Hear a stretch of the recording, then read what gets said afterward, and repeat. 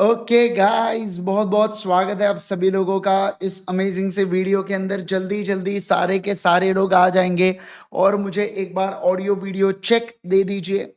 सभी लोग फटाफट फटाफट बता दीजिए। भाई साहब पैसे वैसे निकल रहे भाई जेब से, देख रहे? हाँ, चलो बहुत बहुत स्वागत है आप सभी लोगों का इस अमेजिंग से सेशन के अंदर। आ जाओ आ जाओ आ जाओ everyone, come on come on come on. Tushar, माहिर, साक्षी, गगनदीप, ओम, ऋषिका, सलोनी, सौम्य, पर्व, अरुण और सभी लोगों का बहुत बहुत स्वागत है आज के हमारे इस वंडरफुल से सेशन के अंदर।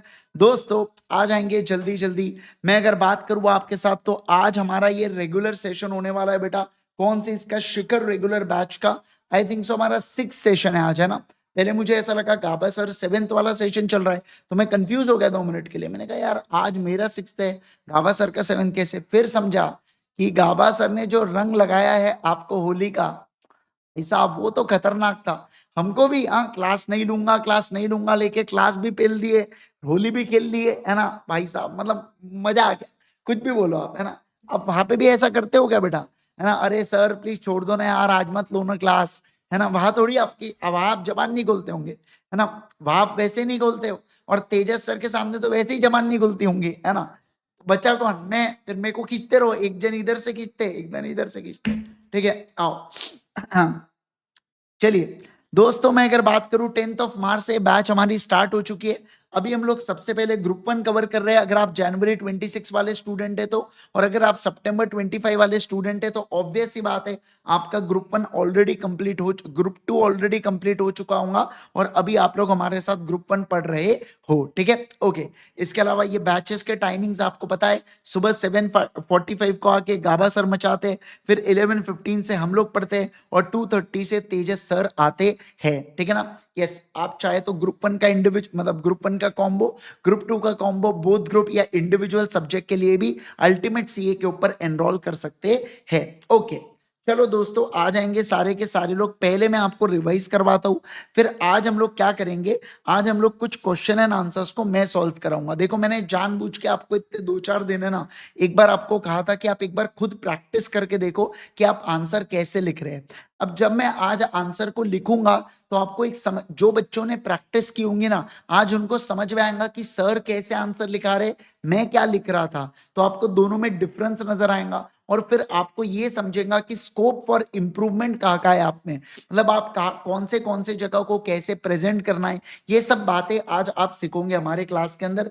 हो सकता है आज हम लोग कोई मेजरली बहुत बड़ा टॉपिक कवर ना करे, छोटा मोटा टॉपिक ही पढ़े आज हम लोग, बट स्टिल आज का जो सेशन है ये बड़ा ही इंपॉर्टेंट होने वाला है अपने एग्जाम के पर्सपेक्टिव व्यू से, क्योंकि आज हम लोग आंसर को कैसे प्रेजेंट करना है वो सारी बातें आज हम लोग सीखने वाले हैं। ठीक है, ओके सर, परफेक्ट है। सर कल हम लोगों ने आई थिंक सो यहाँ से पढ़ना स्टार्ट किया था, एक बार आपको रिवाइज करवा देता हूं मैं आपको कि अभी तक अपन लोगों ने क्या क्या पढ़ लिया। ठीक है, ओके बेटा, आ जाओ आ जाओ आ जाओ जल्दी से।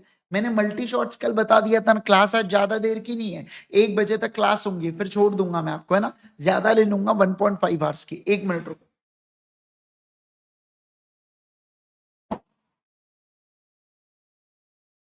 Okay, let's go. चलो चलो चलो सुनो, देखो मैं क्या कह रहा हूं, सारे के सारे लोग ध्यान देना यहाँ पे। ठीक है, ओके।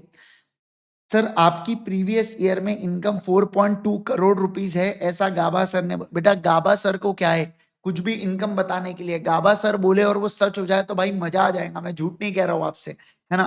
बेटा हो सकता है उन्होंने 4.25 सुना होगा, है ना? ऐसा 4.25 के है मेरी, 4.25 के, ऐसा तो नहीं बोल रहे वो। अरे आप समझे क्या, 4.25 के है बेटा मेरी लिमिट, है ना? यस, उससे ज्यादा नहीं, मतलब 4,250 रुपए। गाबा सर ने गलत, एक्चुअली वो क्या है, सीआर है ना, अब उनको आदत है करोड़ की, पर वो बैंक का मैसेज था क्रेडिट का कि दिस मंथ सैलरी 4.25 के क्रेडिटेड, ऐसा। ठीक है ना? वो आपको शायद बताए नहीं होंगे। ठीक है, आइए चलो कोई दिक्कत नहीं, सुनो अभी बात, है ना? आओ, मैं वैसे झूठ नहीं बोलता हूँ बेटा, आपको पता है ना? अपन एकदम, मैं कभी झूठ नहीं बोलता, अपन एकदम ऐसा। ठीक है ना? आओ, चलिए आइए ध्यान दीजिए बेटा, आओ सुनो। अगर मैं झूठ बोल रहा हूं तो अभी ये लाइट चले जाए, ठीक है ना? नहीं गई लाइट, देखो, तो इसका मतलब मैं झूठ नहीं बोल रहा। चलिए आइए सारे के सारे लोग ध्यान दीजिएगा यहाँ पे, सुनो मैं जो कह रहा हूँ आपके साथ। आइए आइए आइए बेटा, देखो कल हम लोगों ने पढ़ा था कि प्रमोटर जो होता है ये फर्निश करता है इंफॉर्मेशन किसको, आरओसी को। अब अगर ये इंफॉर्मेशन फॉल्स पाई गई या इस इंफॉर्मेशन के अंदर मटेरियल फैक्ट जो है बेटा वो अगर सप्रेस किया गया, तो इस केस के अंदर क्या होगा, जहां पर कंपनी अभी तक इनकॉर्पोरेट नहीं हुई है, तो अगर कंपनी इनकॉर्पोरेट नहीं है तो जो भी पर्सन ने झुट्टू झुट्टू बातें कही है उसको 447 के अंदर अपन लपेट डालेंगे। और अगर कंपनी इनकॉर्पोरेट हो गई है तो प्रमोटर या फर्स्ट डायरेक्टर या जो भी पर्सन डिक्लेरेशन दे रहा है, याद है प्रोफेशनल वगैरह पर्सन डिक्लेरेशन दे रहे थे, वो लोग सेक्शन नंबर 447 के अंदर लायबल हो जाएंगे। क्या हो जाएंगे बोलो? सेक्शन नंबर 447 के अंदर वो लोग यहाँ पे लायबल हो जाएंगे, ऐसा यहाँ पे बोला जा रहा है। ठीक है, ओके सर, परफेक्ट है, एब्सोल्युटली परफेक्ट है। ठीक है, चलो इसके अलावा सर और क्या है? इसके अलावा फिर अपन ने पढ़ा था 6 पॉइंट के अंदर कि सर अगर कोई गलत इंफॉर्मेशन या इनकरेक्ट इंफॉर्मेशन या मटेरियल फैक्ट्स को छुपा के अगर कंपनी बन जाती है तो एनसीएलटी जो होता है, एनसीएलटी का मतलब होता है नेशनल कंपनी लॉ ट्राइब्यूनल। क्या होता है बोलो जल्दी से? National company law tribunal. ये ऑर्डर पास कर सकता है 5 चीजों को लेके, वैसे 4 चीजों को लेके, मैनेजमेंट के रेगुलेशन को लेके, ये डायरेक्ट कर सकता है कि लाइबिलिटी अनलिमिटेड हो जाएंगी। अब ये लाइबिलिटी अनलिमिटेड किसकी होंगी? तो कॉमन सेंस की बात है बेटा, मेंबर्स की ही होंगी।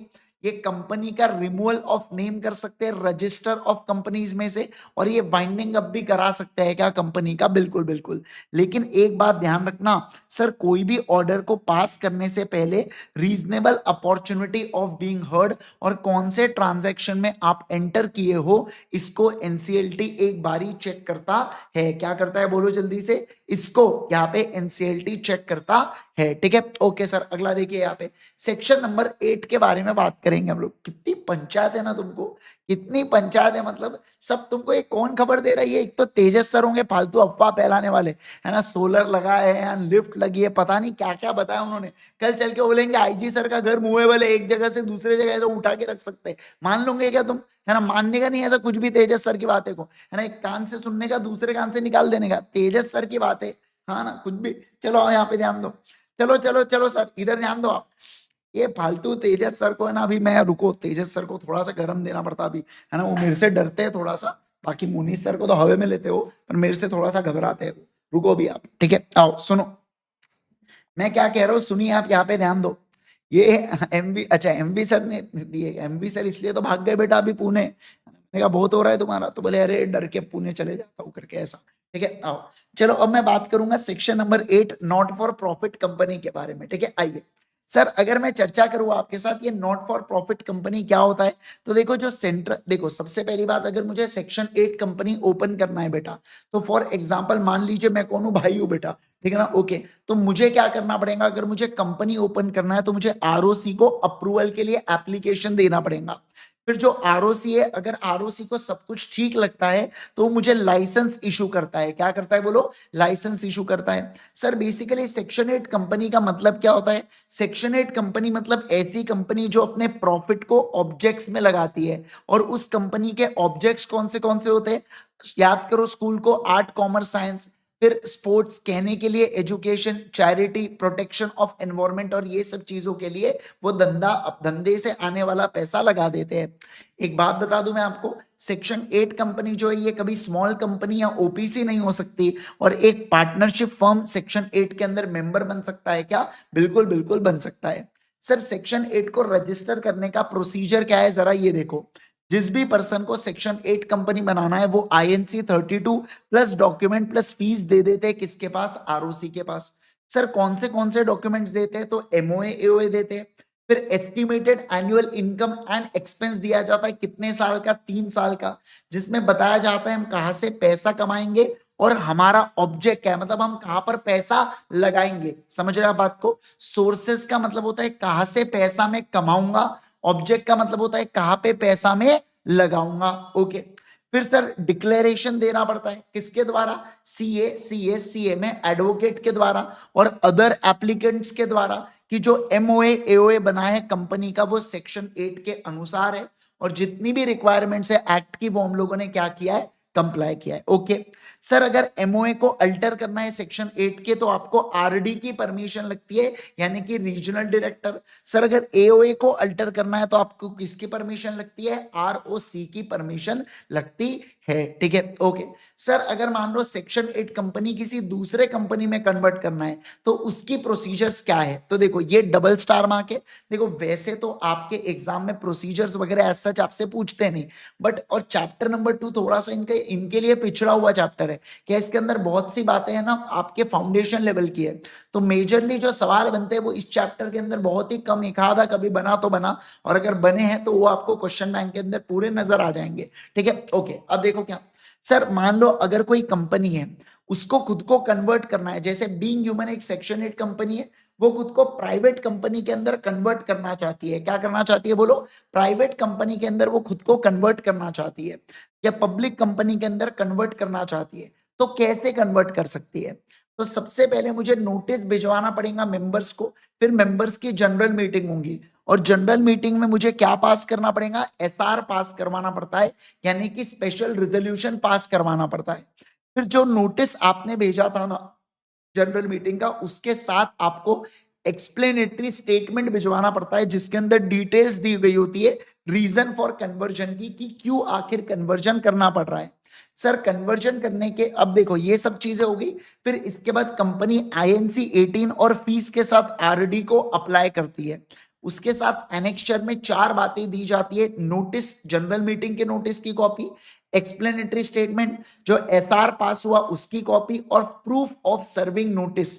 मतलब क्या कि कंपनी बता रही है आरडी को कि हमने इन 5 लोगों को भी बता के रख दिया, इत्तला ऐसा कुछ तो भी बोलते हैं ना उसको, मूवीज में ऐसा सुनते हैं अपन, हमने इन 5 लोगों को भी इत्तला कर दिया गया है कि हम क्या कर रहे हैं, हम खुद को बदल रहे हैं करके। कौन 5 लोग हैं? CIT commissioner of income tax, ITO income tax officer, CC, CC का मतलब होता है चैरिटी कमिश्नर, कुछ और नहीं बेटा। फिर उसके बाद क्या होता है यहाँ पे? Chief secretary of the state, और ऐसे डिपार्टमेंट सेंट्रल या स्टेट गवर्नमेंट के जिसके जुरिस्डिक्शन के अंदर मैं ऑपरेट कर रहा हूं सर, उनको भी मैं क्या देता हूं यहाँ पे? उनको भी नोटिस देता हूं।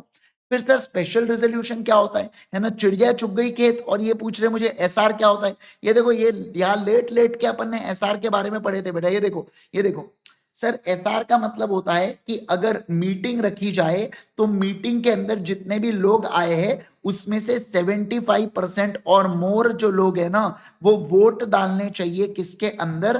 फेवर के अंदर। किसके फेवर में? हमारे फेवर में, रेजोल्यूशन के फेवर में, उसे बोला जाता है एसआर। याद आ रहा है आपको बेटा? कल आप क्लास में नहीं थे क्या विक्रमादित्य? बोलो विक्रम, कल आप क्लास में नहीं थे क्या बेटा? है ना? यस।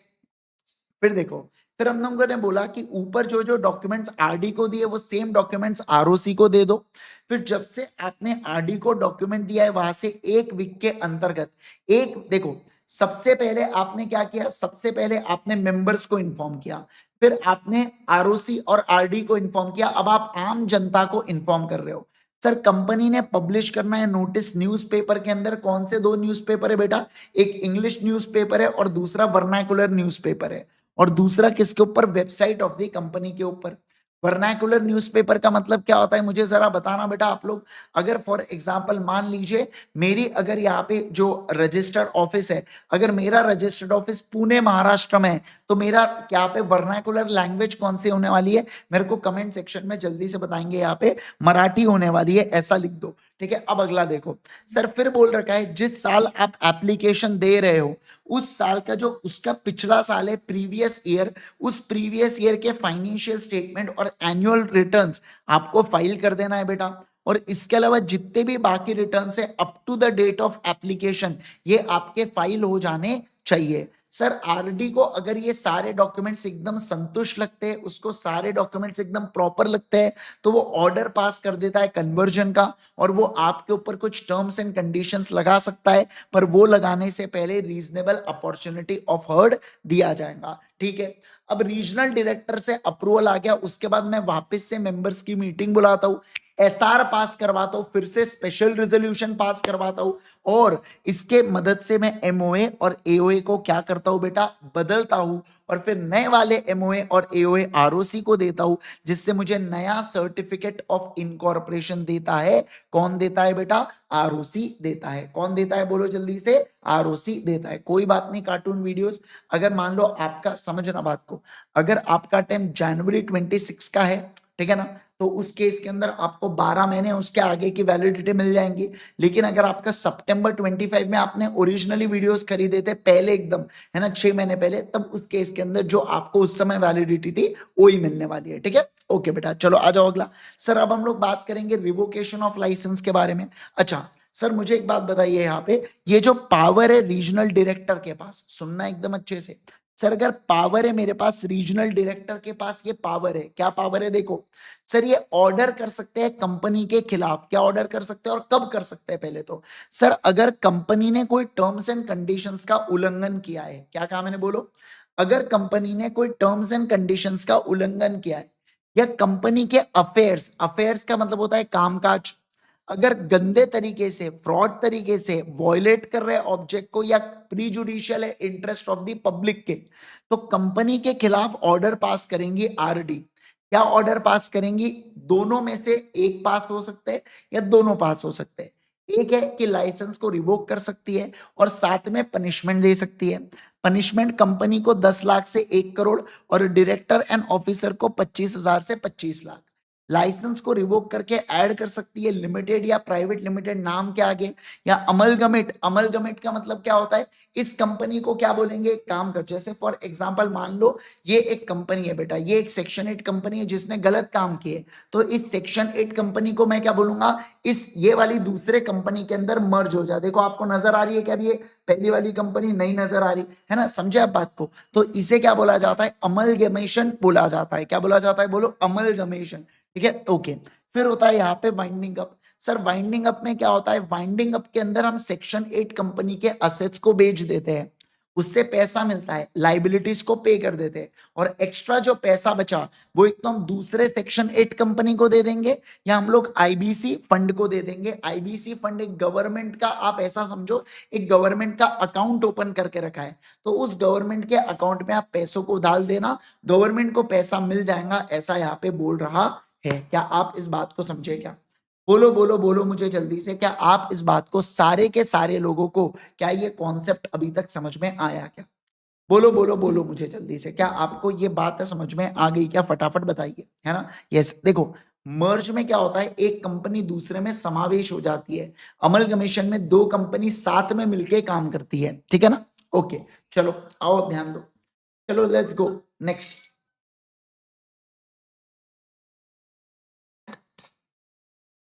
चलेंगे आगे अब, ओके सर। अब हम लोग आगे बढ़ेंगे, अब हम लोग चलेंगे अगले वाले पॉइंट के ऊपर। ठीक है ना, सारे लोग ध्यान देना, अगला पॉइंट देखो क्या बोल रहा है यहाँ पे। सर अगला पॉइंट बहुत ही प्यारा और बहुत ही जबरदस्त है, और वो क्या है कि मैं आपको जो कराऊंगा अभी वो है हमारे क्वेश्चंस के बारे में।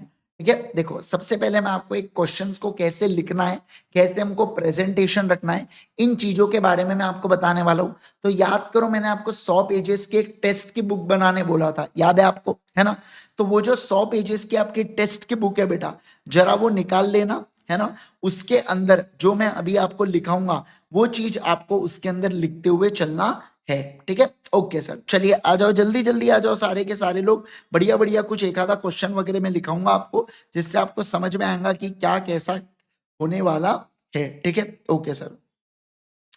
चलेंगे क्या, बोलते क्या मेरे को जल्दी से, है ना। चलिए आइए सर, आओ आओ आओ, कोई बात नहीं, बिंदास, टेंशन मत लो आप बिल्कुल भी, है ना, सब हो जाएगा, सब हो जाएगा।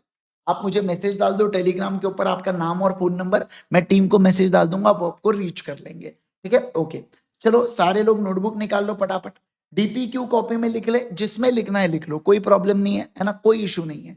जिसमें आप क्वेश्चंस, अगर आपने क्वेश्चंस के लिए अलग कॉपी बनाई है डीपीक्यू कॉपी, उसमें लिख लो। पर अगर आपने नहीं बनाई है, जिसमें आपने मतलब जिसमें आप डीपीक्यू के लिए कोई मान लो अलग कॉपी नहीं है, तो जो 100 पेजेस की मैंने बुक बनाने बोला था उसमें करना। ठीक है, okay.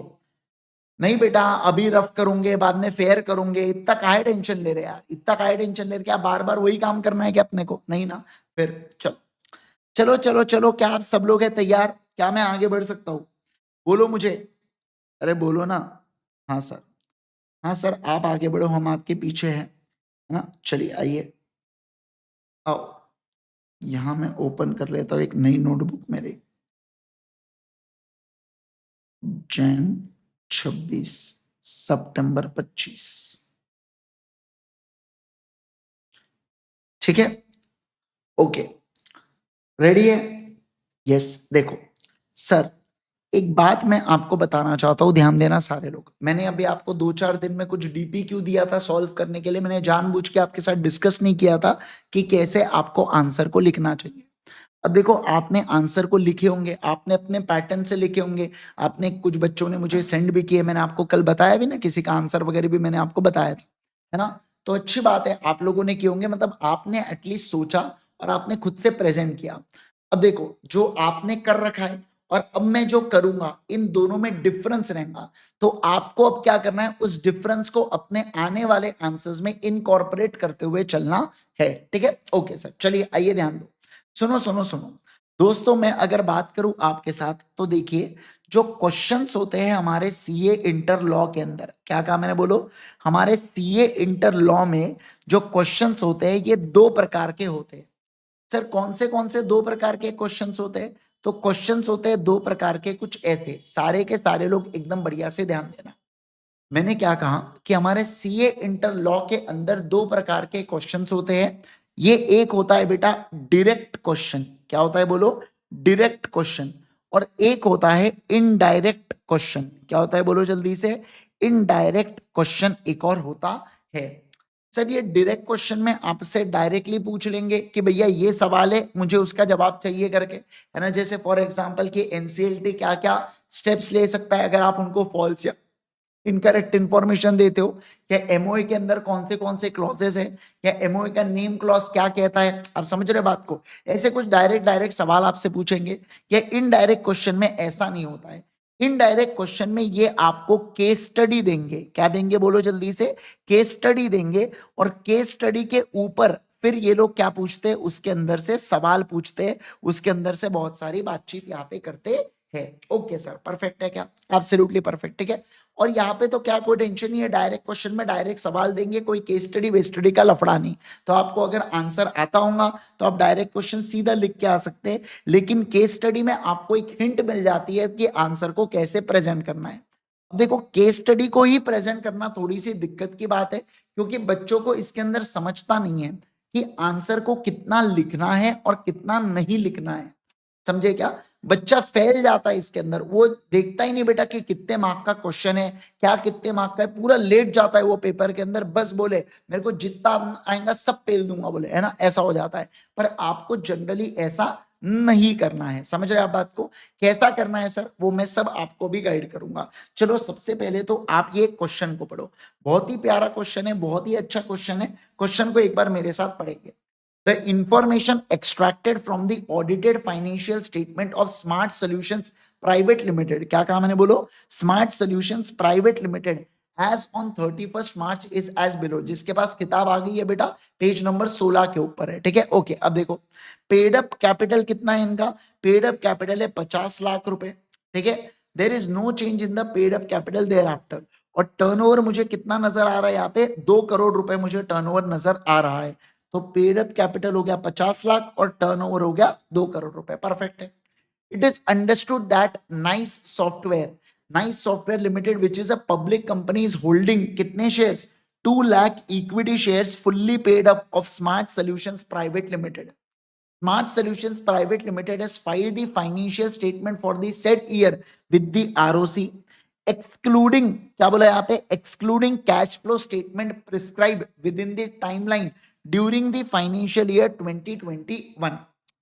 The ROC has issued the notice to the Smart Solutions Private Limited as it has failed to file cash flow statement along with the balance sheet and profit and loss. You are to advise on the following points explaining the provisions of the Companies Act, whether Smart Solutions shall be deemed to be small company whose significant equity shares are held by public company, या when Smart Solutions Private Limited या whether smart solutions private limited has defaulted in filing financial statements. भाई साहब खतरनाक, एक बार खुद से पढ़िए जरा, क्वेश्चन पढ़िए बेटा एक बार खुद से जरा, जल्दी जल्दी सारे लोग क्वेश्चन पढ़ो एक बार।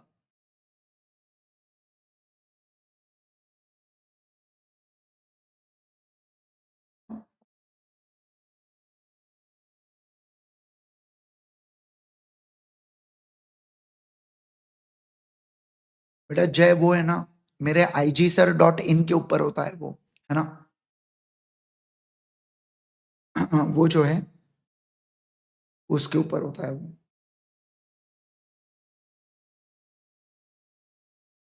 ठीक है, चलो पढ़ लिया आपने क्वेश्चन।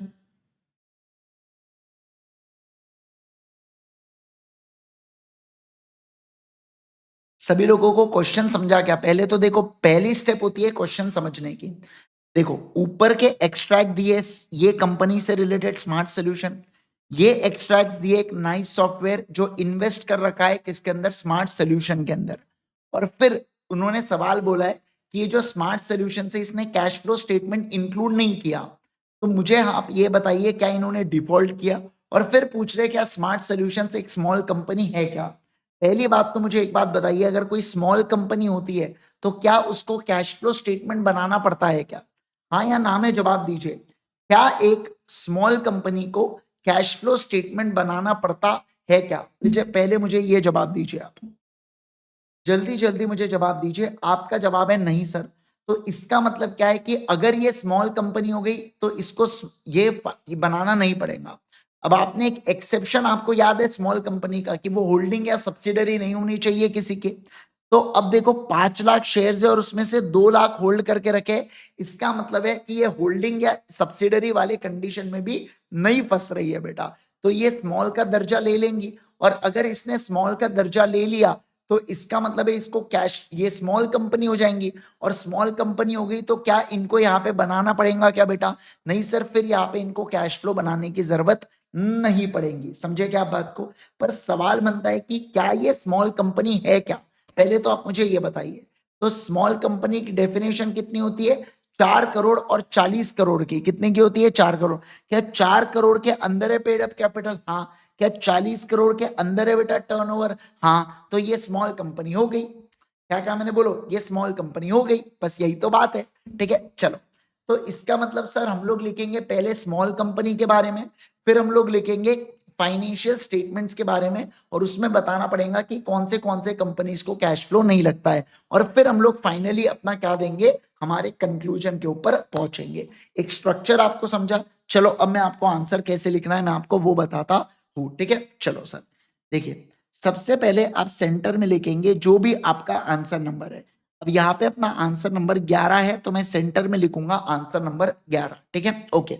फिर देखो देखो देखो, सबसे पहले आने वाला है एक्ट एप्लीकेबल। क्या आता है बोलो जल्दी से? Act applicable. तो यहाँ पे लिख दो दी कंपनीज एक्ट 2013, दी कंपनीज एक्ट 2013। ठीक है, ओके परफेक्ट। फिर प्रोविजन, फिर क्या आता है बेटा? प्रोविजन। देखो एक बात ध्यान रखना, जब भी आप लॉ के आंसर लिख रहे हो तो हमेशा हमेशा आपको क्या करना है, अपने आंसर्स को पॉइंट वाइज लिखना है। कैसे लिखना है बोलो जल्दी से? हमेशा अपने आंसर को आप पॉइंट वाइज लिखेंगे। कभी अननेसेसरी पैराग्राफ में घुसेड़ मत देना, उसके अंदर चांसेस होते हैं कि जो आपने अच्छे पॉइंट लिखे हैं ना वो इवेल्युएटर से मिस हो जाए बेटा। ठीक है, देखो अपने को चाहिए मार्क्स भैया। ठीक है, आओ पहला, अ company shall be small company, a company shall be small company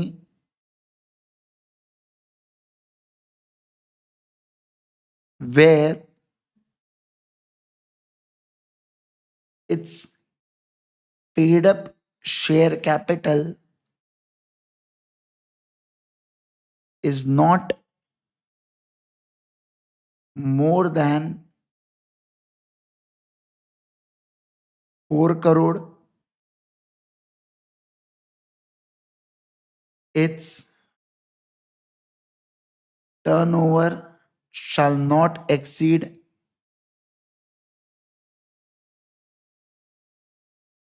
40 crore, 40 crore.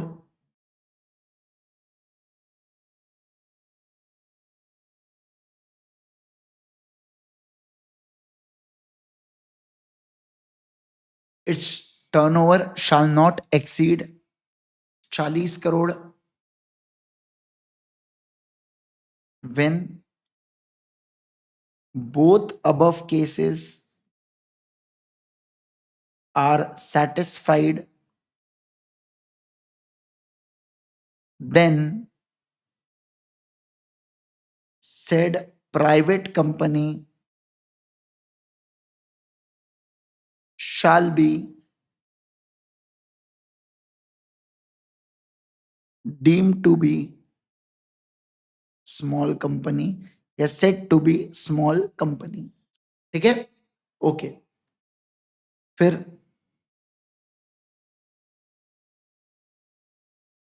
A company can not claim status of small company if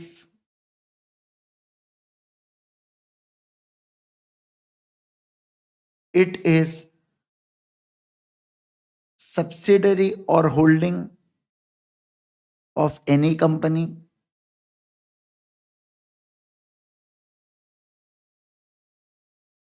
section 8 company,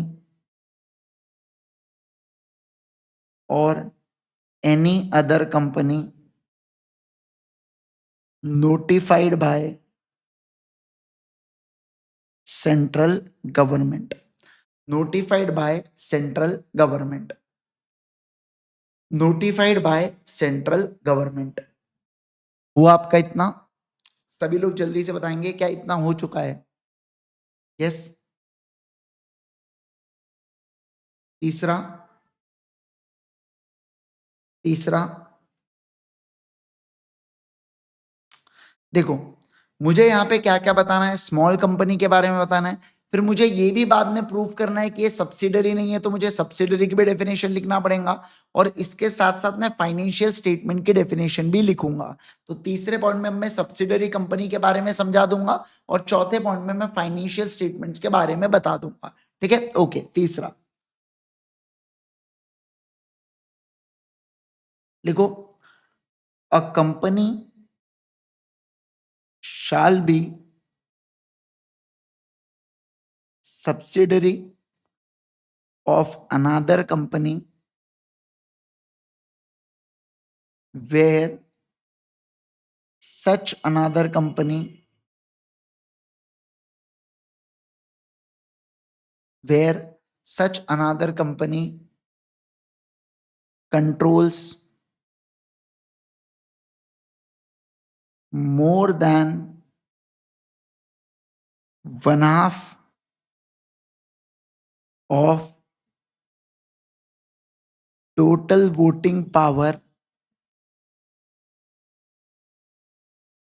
or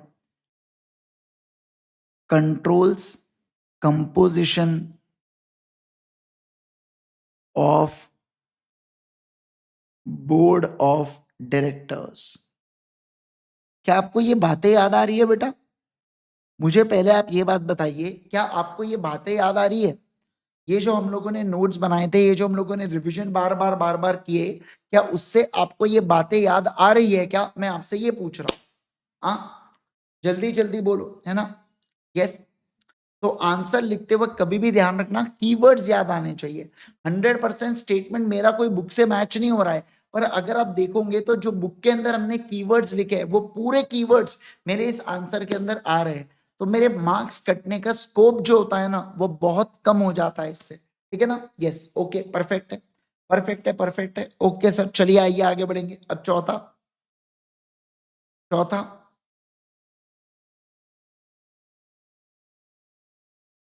financial statement includes includes balance sheet, profit and loss, cash flow statement, statement of changes in equity, and explanatory statement.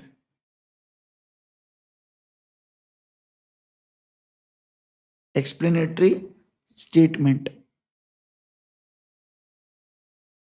Explanatory statement. मुझे बताइए आप exam में ऐसा लिखेंगे क्या BS, PNL, CFS, सोकी ये सब लिख के आएंगे क्या?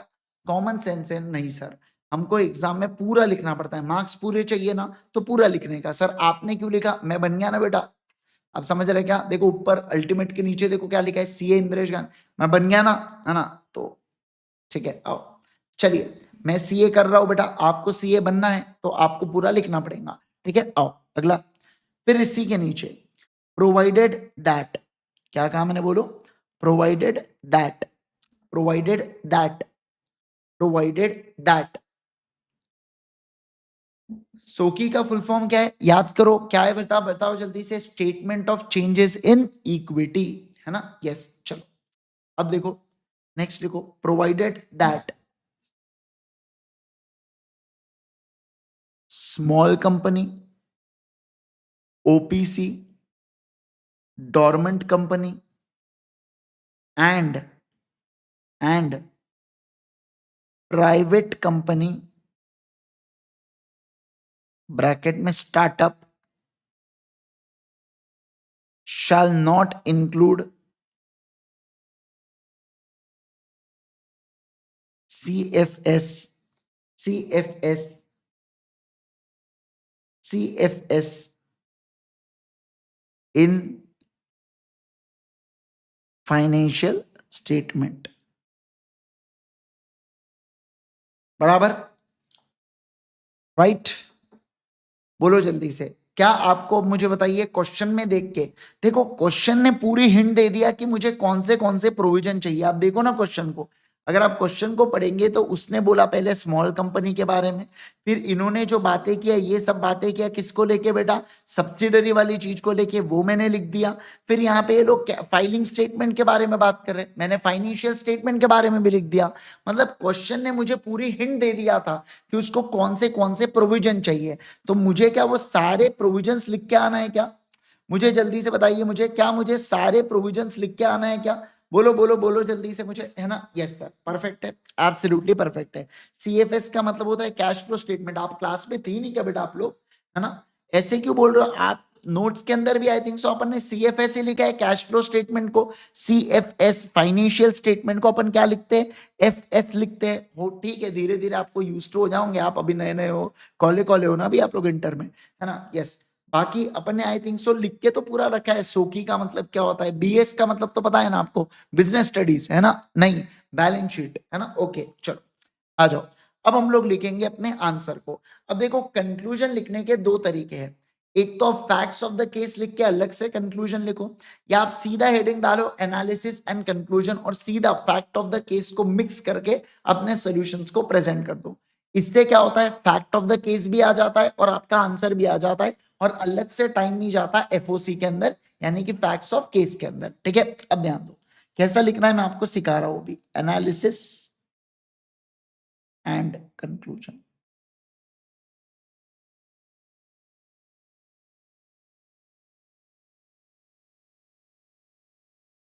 ठीक है, आओ ध्यान दो, चलो चलो चलो, analysis and conclusion. In the given case, in the given case, smart solution private limited,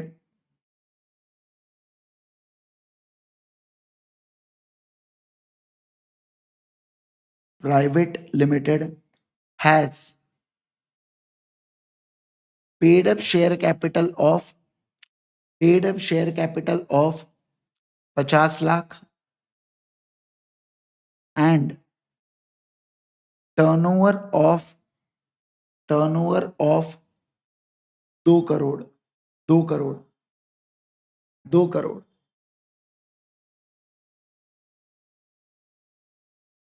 which means it can avail status of small company as per above given criteria.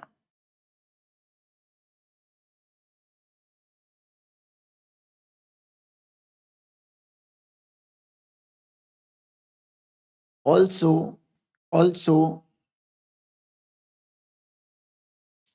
Nice Software Limited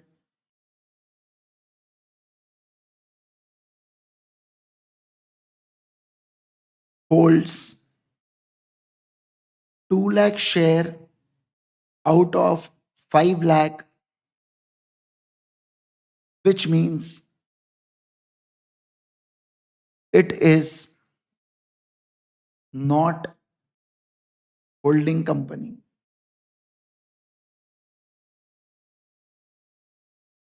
So, in given case,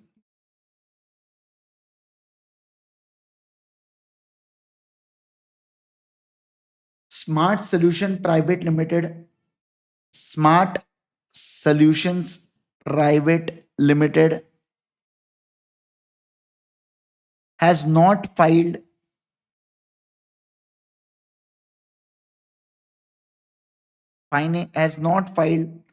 cash flow statement in financial statement,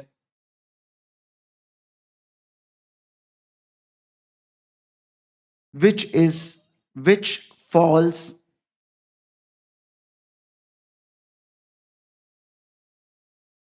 under exception 2. This means there is no non-compliance of act. No non compliance of act. हो गया क्या? समझे क्या आप बात को? Sir क्या mandatory है फैक्ट ऑफ द केस लिखना? बेटा आप थोड़ा सा फैक्ट ऑफ द केस लिखते हो तो आपका प्रेजेंटेशन बहुत अच्छा होता है आंसर का। समझ रहे क्या आप बात को? अब जैसे ये आंसर मिनिमम 5 नंबर के लिए सवाल पूछा होंगे पेपर में, उसके आंसर से ही समझ में आ रहा है क्योंकि काफी लेंदी आंसर था उसका। तो मिनिमम 5 नंबर के लिए ऐसे सवाल पूछते हैं, तो सीधी सी बात है मुझे अपना प्रेजेंटेशन भी वैसा लिखना पड़ता है फिर। समझ रहे आप बात को? मैं प्रेजेंटेशन जितना अच्छा रखूंगा मुझे मार्क्स उतने अच्छे मिलेंगे, मुझे नंबर उतने अच्छे मिलेंगे फिर, है ना? तो ऐसा यहाँ पे बोला जाता है। Got it? चलिए, क्या आपको बात समझ में आएगी? चलिए, क्या डन है क्या बेटा? सभी लोग होने के बाद बताइए, डन लिख दीजिए। सर सेक्शन लिखना मैंडेटरी, आप मुझे एक बात बताइए। देखो मैंने आपका जवाब यही लिख दिया है ना, मैंने सेक्शन का प्रयोग किया नहीं किया, मतलब सेक्शन लिखना मैंडेटरी नहीं होता है। फिर भी अगर आपको याद है तो आप बिल्कुल लिख के आइए, वो हमेशा आपको एज देगा उसके कंपैरिजन में जो सेक्शन नहीं लिखता है। बट सिर्फ उसको लेके बैठना it's completely waste of time. ठीक है, ओके, समझे आप बात को? Sir hold share but not holding company, बेटा होल्डिंग कंपनी बनाने के लिए आप सोचो ना। देखो सर दूसरी कंपनी है, इस कंपनी के 5 लाख शेयर है, इस कंपनी के पास इस 5 लाख में से 2 लाख शेयर है, बराबर है ना? तो 2 लाख शेयर को ये होल्ड करता है। पर सब्सिडरी अगर बनाना होता या इस कंपनी को होल्डिंग बनना होता तो मुझे जरा कमेंट करके बताना मिनिमम कितने शेयर्स लगते। तो अपन कहते 2.5 लाख एक शेयर लगते। कितने लगते बोलो?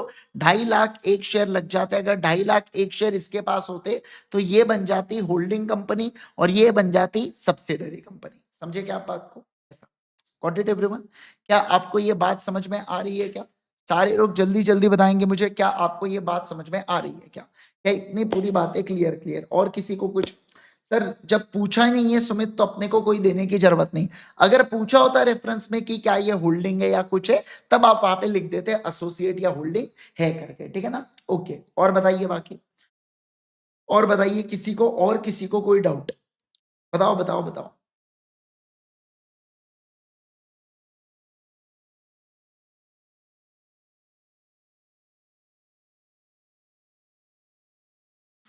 क्या सभी लोगों को ये बात समझ में आ रही है क्या? देखो जनरली 3 मार्क या 2 मार्क के क्वेश्चन होते हैं तो आपको फैक्ट्स ऑफ द केस को नहीं लिखना है, बाकी 4 हो गए, 5 नंबर के हो गए तो आपको लिख के आना है बेटा, ठीक है, ओके।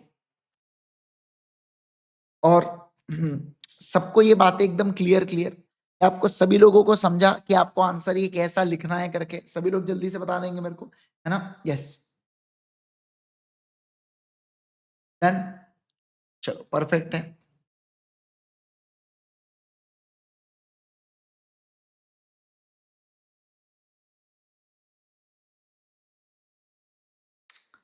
ठीक है, चलिए आइए अभी एक आधा कौन से पढ़ते हैं बेटा, ठीक है ना? आ जाओ, आ जाओ सारे के सारे लोग एकदम बढ़िया से भी कौन से पढ़ते हैं, अभी कोई एक आधा अच्छा सा कॉन्सेप्ट पढ़ेंगे एंड देन फिर उसके बाद हम लोग आगे बढ़ेंगे। ये श्रेया ऑलरेडी एक ग्रुप है बेटा, है ना? जब आप सब्सक्राइब करते हो तो आपको ग्रुप आता है, और बाकी नहीं तो आपको इस वीडियो के डिस्क्रिप्शन में आप चेक करोगे तो आपको मेरा जो लॉ का टेलीग्राम चैनल है वो आपको नजर आ जाएगा, ठीक है? चलो सर, अब हम लोग पढ़ने वाले हैं किसके रिगार्डिंग सर? अब हम लोग यहाँ पे पढ़ेंगे नेक्स्ट वाले पॉइंट के ऊपर। मोनी मेरा ऑलरेडी रिवीजन हो चुका है बेटा, मई 25 वालों के लिए ये बैच शुरू होने से पहले ही कंप्लीट हो गया है, पूरी प्लेलिस्ट रेडी है, सब कुछ डन है बेटा, क्योंकि ऑब्वियस सी बात है बैच चालू होने वाली थी तो मुझे पता है कि फिर बहुत सारी चीजें मिसमैनेज हो जाती थी, ठीक है ना? तो इसलिए ऑलरेडी रिविजन डन है, आप एक बार चेक कर लो, आपको दिख जाएंगे रिविजन, ठीक है? आओ चलिए सेक्शन नंबर 9 के बारे में बात करेंगे, सेक्शन नंबर 9 से रिलेटेड चर्चा करेंगे बेटा। सेक्शन नंबर 9 क्या कहता है सर? कैटेगरी बता दो पहले से ही, इसकी कैटेगरी सी कैटेगरी रहने वाली है, मतलब एग्जाम के लिए उतना ज्यादा रेलेवेंट ये चीज नहीं है। अगर आपको किसी को ध्यान होगा तो आप लोग सेक्शन नंबर 9 को फाउंडेशन लेवल के अंदर भी पढ़ते थे, एक बहुत ही वाहियात सा पैराग्राफ दिया गया था फाउंडेशन के अंदर, ठीक है ना? आलतू फालतू की बातें लिखी थी, काम को छोड़ के सब बातें डाल दिए थे उन्होंने उसके अंदर, पर जो मेन पॉइंट है वो डाले ही नहीं बेटा उसके अंदर, ठीक है? वो आज आपको आने वाला है, यहाँ पे आप पढ़ोगे कि क्या है सेक्शन नंबर 9 के अंदर क्या बातें आती है, ठीक है? अच्छा मुझे बताइए, क्या आप लोग अब धीरे धीरे इस नोट से यूज टू हो रहे हैं? ठीक है ना? देखो क्या है, अपने फाउंडेशन के अंदर है ना, जैसे ये लॉ बहुत सारे थे, पर इंटर के अंदर प्रोसीजरल एस्पेक्ट्स बहुत सारे हैं, तो जब भी कोई प्रोसीजर्स का प्रयोग करना होता है तो this type of graphic presentation is best way, क्योंकि उससे फ्लो समझ में आता है कि क्या कहाँ पे कैसा हो रहा है। पर जब भी कोई लिखने की बारी आएंगी तो वहां पे फिर मैं आपको पूरे प्रोविजंस को लिखवाऊंगा, समझे आप बात को, है ना? यहाँ पे आपको प्रोसीजर्स याद रखना है और जो पॉइंट है अपने वो ध्यान रखना है। अब इसके अंदर थोड़ा इंग्लिश का कोई कोई बच्चे का मैसेज आता है, सर मेरी इंग्लिश थोड़ी सी कमजोर है, क्या मैं लिख सकता हूँ? अरे क्यों नहीं लिख सकते भाई, इतना इंस्टीट्यूट को इंग्लिश का पेपर नहीं ले रही आपका कि ग्रामर चेक करेंगे बेटा। देखो बेसिक ग्रामर तो होना ही चाहिए, आपने बहुत ही ऐसी तैसी कर दी है पेपर में तो बात अलग है, बाकी बेसिक ग्रामर तो होना ही चाहिए, पर एकदम एडवांस लेवल का इंस्टीट्यूट भी आपसे एक्सपेक्ट नहीं करती है। कि अगर एक्सपेक्ट कर रही होती तो इंस्टीट्यूट सही में हिंदी मीडियम में बेटा कोर्स निकालती क्या अपना? नहीं ना। तो इंस्टीट्यूट का हिंदी मीडियम में कोर्स है, इसका मतलब क्या है कि इंस्टीट्यूट कहीं ना कहीं ग्रामर के ऊपर उतना फोकस नहीं करती है, ठीक है? ओके सर, चलिए अब आ जाएंगे सारे लोग, अब ध्यान देना यहाँ पे क्या सर, अब मैं आपको पढ़ाने जा रहा हूं सेक्शन नंबर 9 के बारे में। किसके बारे में बोलो? सेक्शन नंबर 9 के बारे में। सर सेक्शन नंबर 9 यहाँ पे बात करता है इफेक्ट ऑफ रजिस्ट्रेशन। इसके बारे में बोलो जल्दी से, इफेक्ट ऑफ रजिस्ट्रेशन। मतलब आप सोच के देखो सर, रजिस्ट्रेशन के बारे में कौन से सेक्शन में पढ़ा था? हमने सेक्शन नंबर 7 के अंदर पढ़ा था। किसके अंदर पढ़ा था बोलो जल्दी से? हमने सेक्शन नंबर 7 के अंदर पढ़ा था। किसके अंदर पढ़ा था बोलो? सेक्शन नंबर 7 के अंदर, बराबर ना? यस। तो अब देखिए क्या इनका कहना है कि सर सेक्शन नंबर 9 कहता है इफेक्ट ऑफ रजिस्ट्रेशन, मतलब कि जब आप सेक्शन नंबर 7 के अनुसार कंपनी को रजिस्टर कर लेते हो तो उसके उसके बाद फिर क्या, उसका इफेक्ट क्या होता है, उसके बारे में पूछना चाहते हैं आपसे। मतलब मैं आपको एक एक थोड़ा सा मैं बता देता हूं।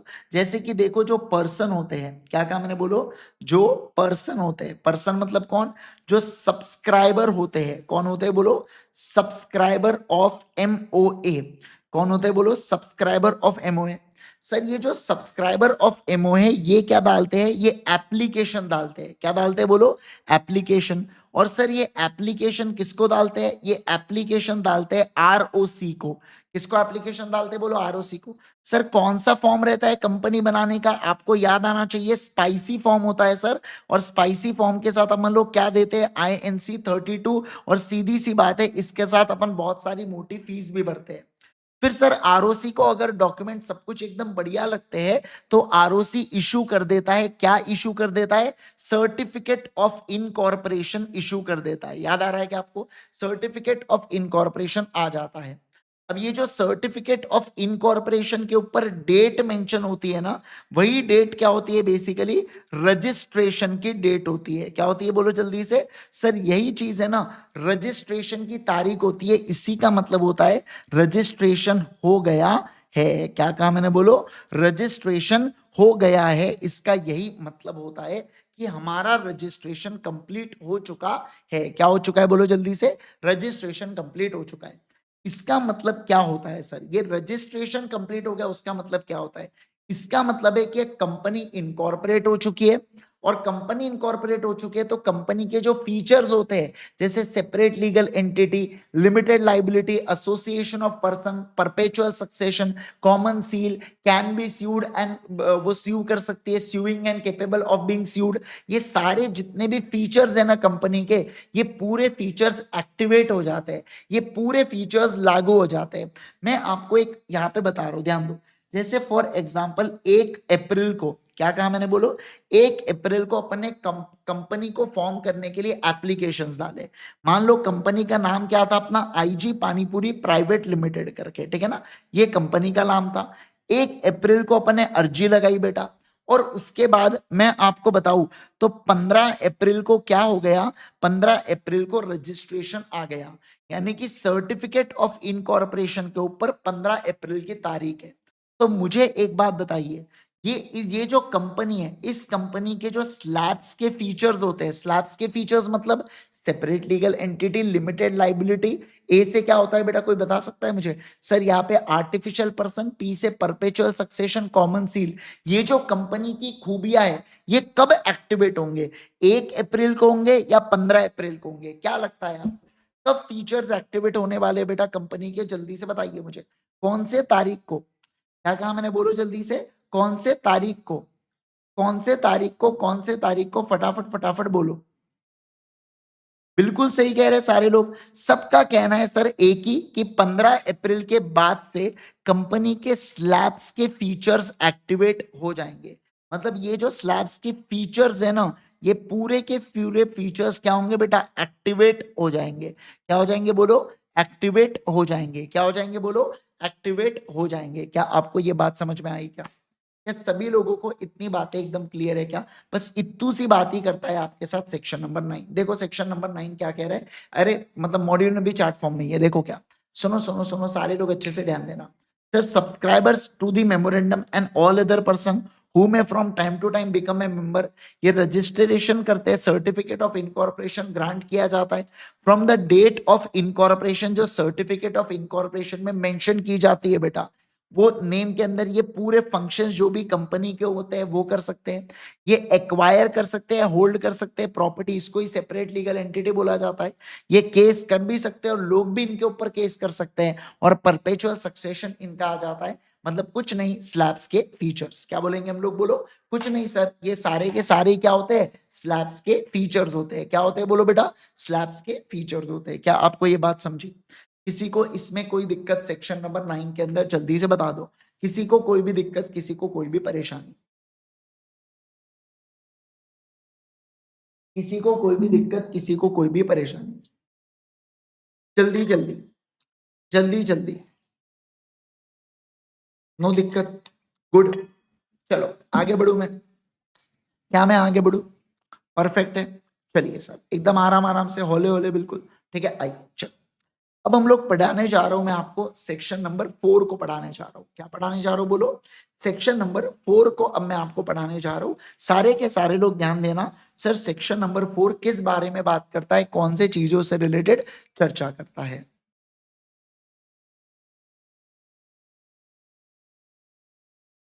सेक्शन नंबर 4 ये बात करता है मेमोरेंडम ऑफ एसोसिएशन से लेके।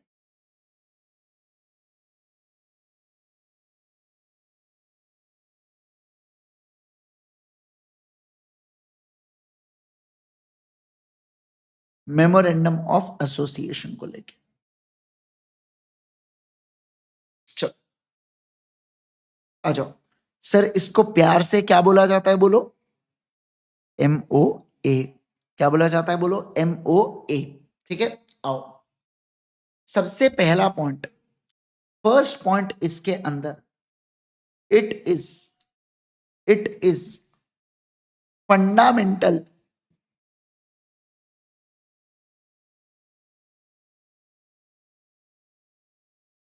Document of company. It is fundamental document of company. इसी को प्यार से बोला जाता है चार्टर्ड डॉक्यूमेंट। क्या बोला जाता है बोलो? Chartered document. मतलब एकदम इंपॉर्टेंट डॉक्यूमेंट बोला गया है किसको? एमओए को। क्योंकि एमओए जो है ना, ये डिफाइन करता है रिलेशनशिप। किसकी रिलेशनशिप? कंपनी की रिलेशनशिप विद आउटसाइडर्स के साथ। मतलब कंपनी क्या कर सकती है, कंपनी का नाम क्या है, कंपनी का प्लेस क्या है, ये सारी बातें कंपनी से रिलेटेड जो एक आउटसाइडर के लिए बहुत ज्यादा इंपॉर्टेंट होती है, वो पूरी बातें किसके अंदर लिखी होती है? एमओए के अंदर लिखी होती है। किसके अंदर लिखी होती है बोलो? एमओए के अंदर लिखी होती है। मान लो मैं बात करूंगा पर्व के बारे में बेटा। ये जो पर्व है ना, ये जल्दी से सीए बन जाता है, सीए पर्व बन गया, ये सीए पीजी यानी कि सीए पर्व गुप्ता। अब सीए वगैरह करके बढ़िया कोई जॉब कर रहा है, मान लो एकदम बढ़िया नौकरी है, इसको 20-25 लाख रुपए की नौकरी, एकदम एआर वगैरह लेके आ गया। तो एआर जब आता है ना, तो ऐसे उनकी शुरुआती नौकरी ऐसे 16 लाख 17 लाख 18 लाख से चालू होता है। ठीक है ना? अगर फाइनल में या इंटर में आपका कभी भी एआर आता है तो डबल सैलरी लगती है एज कंपेयर टू वो पर्सन जिनका एआर नहीं आता है। ठीक है, शुरुआती इसमें। फिर आगे आप कितना ग्रोथ करोगे तो आपके हार्डवर्क के ऊपर डिपेंड करता है और आपके स्किल्स के ऊपर डिपेंड करता है। अब आप ध्यान देना, सुनो सर। अब यहाँ पे ये जो पर्व है, इसकी घर वाले सोच रहे इसकी शादी कराओ करके।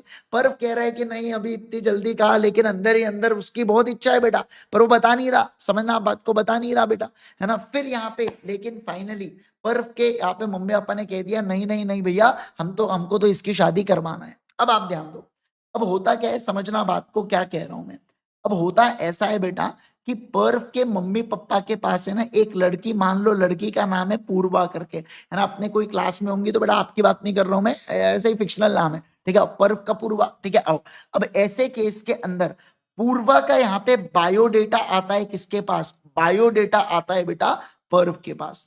मुझे जरा एक बात बताइए, है ना, ये जो पर्व है, अब आप समझिए ना बात को, ये जो पर्व है इसके लिए ये जो पूर्वा है बेटा, ये क्या आप ऐसा अज्यूम करो कि ये एक कंपनी है करके। समझ रहे हैं आप बात को? ये एक कंपनी है और इसके बारे में जो इसका डॉक्यूमेंट है, और वो कौन सा बेटा? बायोडेटा।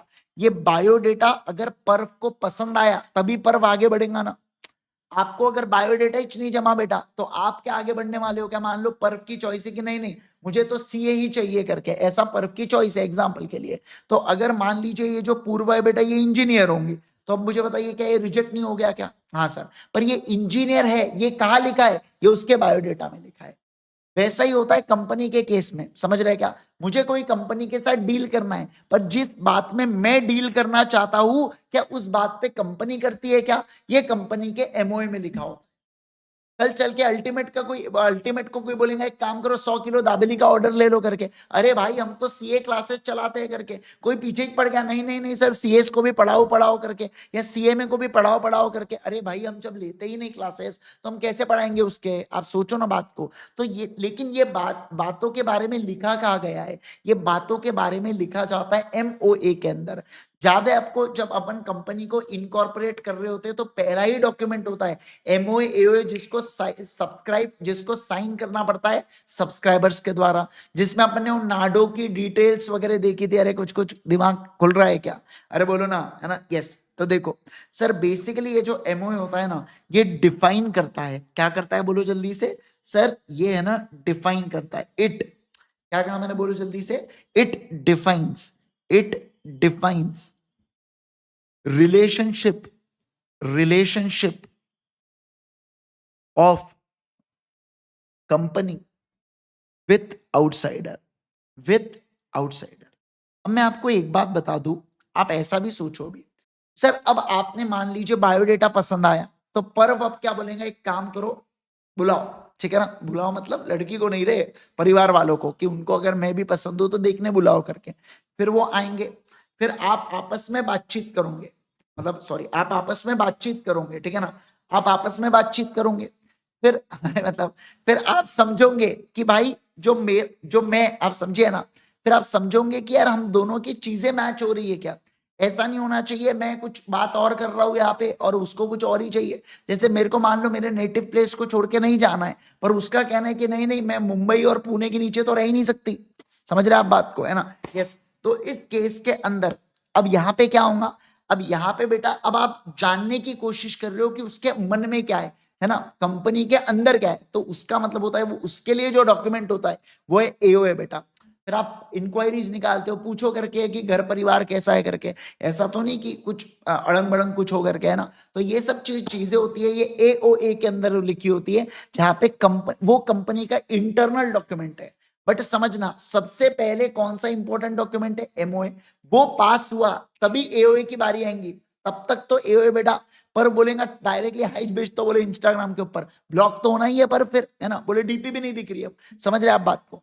तो ऐसा होने के इसलिए एओए नहीं आता, पहले पहले कौन आता है, हमेशा पहले एमओए आने वाला है।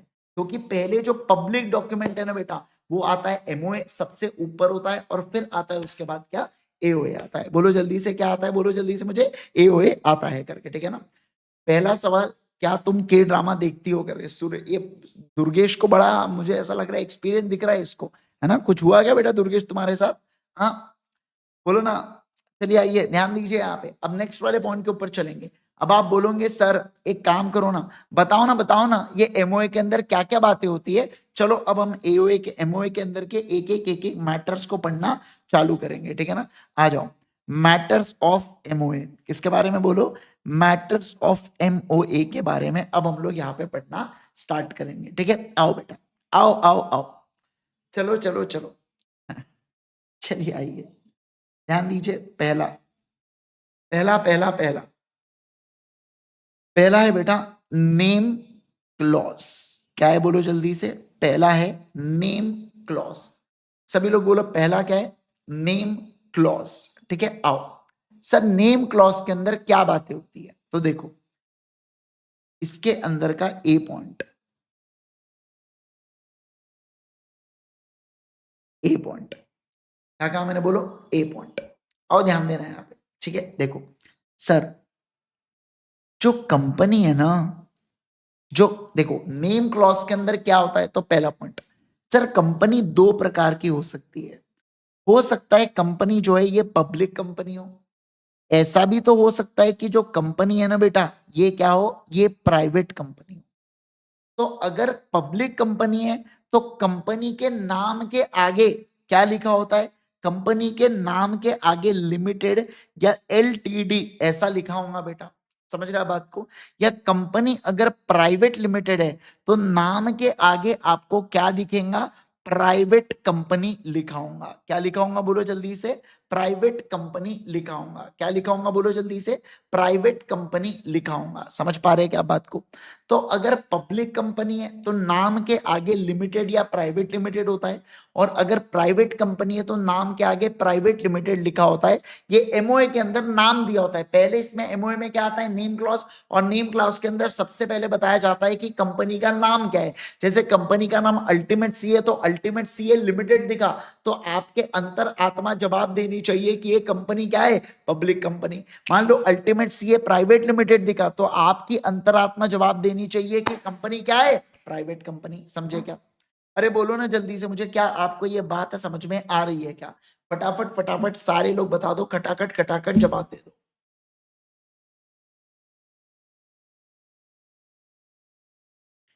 चलिए सर, अब अगला, अब मैं आपको बता दूं नेक्स्ट वाले पॉइंट के ऊपर, ठीक है। आइए सेकंड, बी, बी पॉइंट के ऊपर चलेंगे। आओ आओ आओ, बी पॉइंट ध्यान दो। अब मैं बात कर रहा हूं यहां पे रिजर्वेशन ऑफ नेम का कॉन्सेप्ट मैं आपको पढ़ा रहा हूं। क्या पढ़ा रहा हूं बोलो, रिजर्वेशन ऑफ नेम का कॉन्सेप्ट। जिन लोगों ने एलएलपी पढ़ा है, चाहे फाउंडेशन में पढ़ा हो चाहे इंटर में पढ़ा हो, उनके लिए ये कॉन्सेप्ट नया नहीं है। उनको ये बात पता पता होती है कि एलएलपी के अंदर भी नाम को रिजर्व करने का एक प्रोविजन होता है कि अगर मुझे कोई नाम चाहिए तो मैं आरओसी से पूछ सकता हूं ये नाम अवेलेबल है क्या, और अगर अवेलेबल है तो इस नाम को रिजर्व करके रख दो, ठीक है। सेम उसी प्रकार से कंपनी के केस में भी जैसे अगर मैं जब अल्टीमेट सीए हम लोग ओपन कर रहे थे तो हमको देखना था कि क्या अल्टीमेट सीए अवेलेबल है क्या। तो हमने अल्टीमेट सीए की अवेलेबिलिटी पहले किससे पूछा बेटा, आरओसी से पूछा।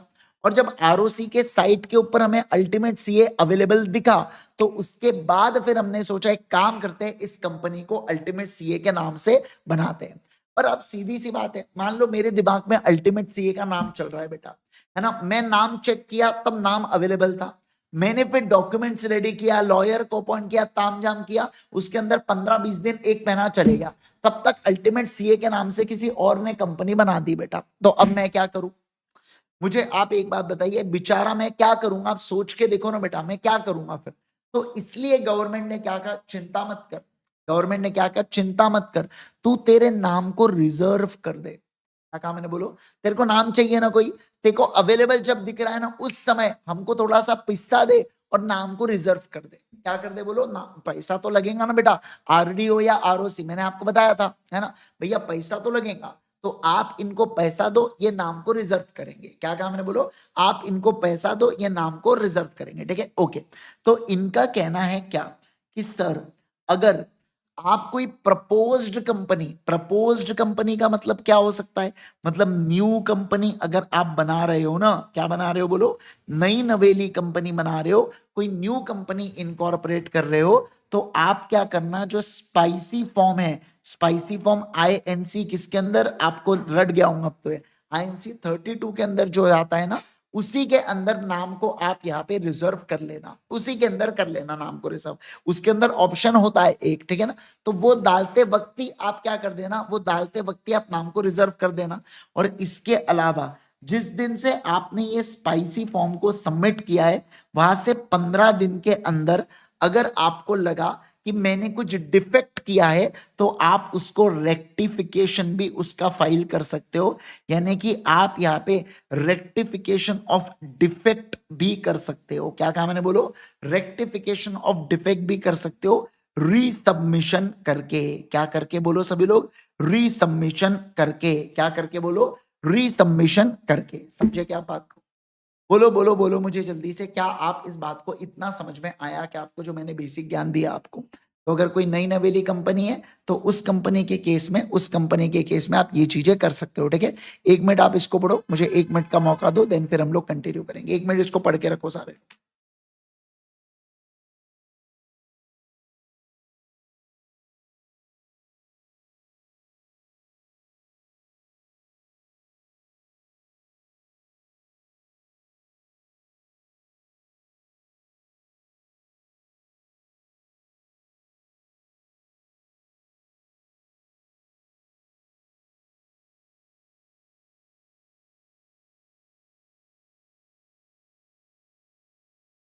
हाँ देखो, तो मैंने क्या कहा कि सर अगर कोई नई कंपनी, जैसे अल्टीमेट सीए में नई कंपनी बना रहा था, तो मैंने स्पाइसी फॉर्म के अंदर ही इसको क्या कर दिया सर, स्पाइसी फॉर्म के अंदर ही मैंने इसको रजिस्टर कर दिया या अपने नाम को रिजर्व भी कर दिया सर। लेकिन मुझे आप एक बात बताइए, अगर कोई एग्जिस्टिंग कंपनी है, क्या है बोलो जल्दी से, सर अगर कोई एग्जिस्टिंग कंपनी है, ऑलरेडी कोई कंपनी है बेटा, ऑलरेडी कोई एग्जिस्टिंग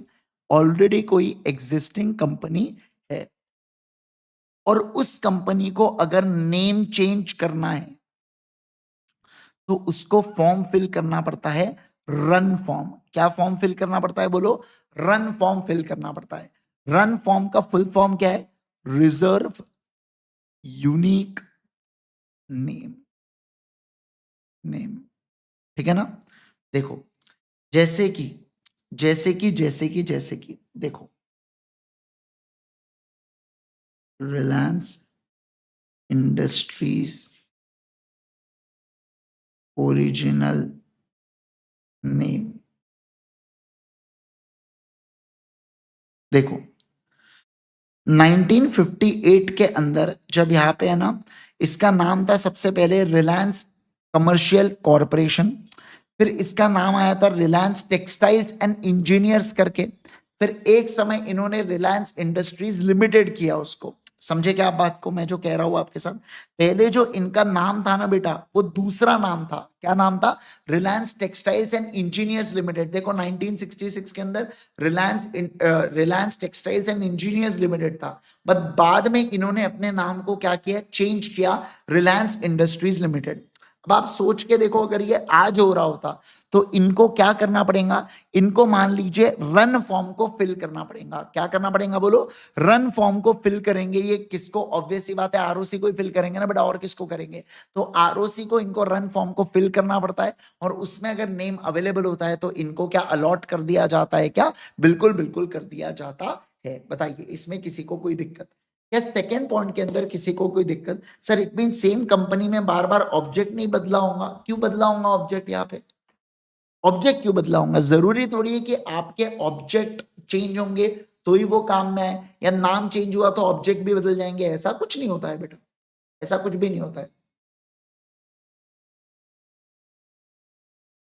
डन, परफेक्ट। चलिए बहुत बढ़िया, आ जाओ अब अगला। अब मैं चलूंगा तीसरे वाले पॉइंट के ऊपर। पहला पॉइंट है कि लिमिटेड, प्राइवेट लिमिटेड। दूसरा पॉइंट है रिजर्व, नाम को रिजर्व करने का। अब तीसरा ये जो कह रहे हैं, क्या कह रहे हैं समझो आप बात को। सर तीसरा इनका कहना है कि जो नेम कितने टाइम जितने बार चेंज करना है करो भैया, मेरा क्या जा रहा है, नाम अवेलेबल है, तुम नाम को चेंज करो, मुझे पैसा देते हुए चलो, मेरे को क्या लेना देना, तुम चाहे उतना चेंज करो, फीस लगेंगी, विदाउट फीस कुछ काम नहीं होता, मैं अभी बता रहा हूँ। ठीक है, आओ अब देखो क्या नेम इन एमओए क्या बोल रहा है। ये जो नाम है ना आपके कंपनी का एमओए के अंदर, वो क्या नहीं होना चाहिए, इट शैल नॉट। क्या बोल के रखा है वो जो नाम है ना, इट शैल नॉट। क्या बोल के रखा है बोलो? It shall not. पहला आइडेंटिकल, आइडेंटिकल, आइडेंटिकल और resemble, resemble with existing company, with existing company. मैं आपको एक केस बताता हूं बेटा, ध्यान देना। आप सभी लोगों ने नेचुरल्स आइसक्रीम का नाम सुना होगा, सुना है कि नहीं सुना है बेटा? Naturals ice cream, ice cream. ठीक है, देखो आप सभी लोगों ने ये नेचुरल्स आइसक्रीम का नाम सभी लोगों ने पक्के से सुना ही होगा बेटा, है ना? यस, ये जो नेचुरल आइसक्रीम्स है इनका एक बार केस चला था एनआईसी आइसक्रीम्स के खिलाफ। एनआईसी आइसक्रीम, ठीक है ना? ये देखो एनआईसी आइसक्रीम्स के खिलाफ, ये कर्नाटका की कंपनी है। एनआईसी का फुल फॉर्म क्या है बेटा? एनआईसी का फुल फॉर्म है नेचुरल्स आइसक्रीम। ठीक है, और नेचुरल्स तो ऑलरेडी है, नेचुरल्स के जो पीछे कंपनी नेम है वो बेसिकली कामनाथ आइसक्रीम्स एलएलपी, ऐसा कुछ तो भी है उनका, कामनाथ आइसक्रीम्स या कामनाथ फूड्स आइसक्रीम, ऐसा कुछ तो भी नाम है उनका। कामनाथ है इतना पक्का है, या कामदार है, ऐसा कुछ तो भी है। ठीक है, ओके। अब हुआ क्या, ये जो एनआईसी है ना, इस एनआईसी ने अपना फुल फॉर्म भी क्या बोला? एनआईसी आइसक्रीम है, बट ये क्या यूज करता था? नेचुरल्स आइसक्रीम्स ये यूज करता था नाम। अब ये बात जब नेचुरल्स को पता, नेचुरल्स मतलब किसको? ओरिजिनल वाले नेचुरल को। जब इसको बात पता चली तो इसने केस कर दिया किसके खिलाफ? इसने सेंट्रल गवर्नमेंट के पास अर्जी लगाई। जब ये पहुंचा सेंट्रल गवर्नमेंट के पास मैटर्स, तो उन्होंने फटका लगाया किसको? एनआईसी आइसक्रीम्स को। और इनको बोला तुम एनआईसी आइसक्रीम्स, अगर तुमको एनआईसी यूज करना है करो, पर तुम इसको फुल फॉर्म नहीं कर सकते नेचुरल आइसक्रीम्स करके, तुम ये नहीं बता सकते।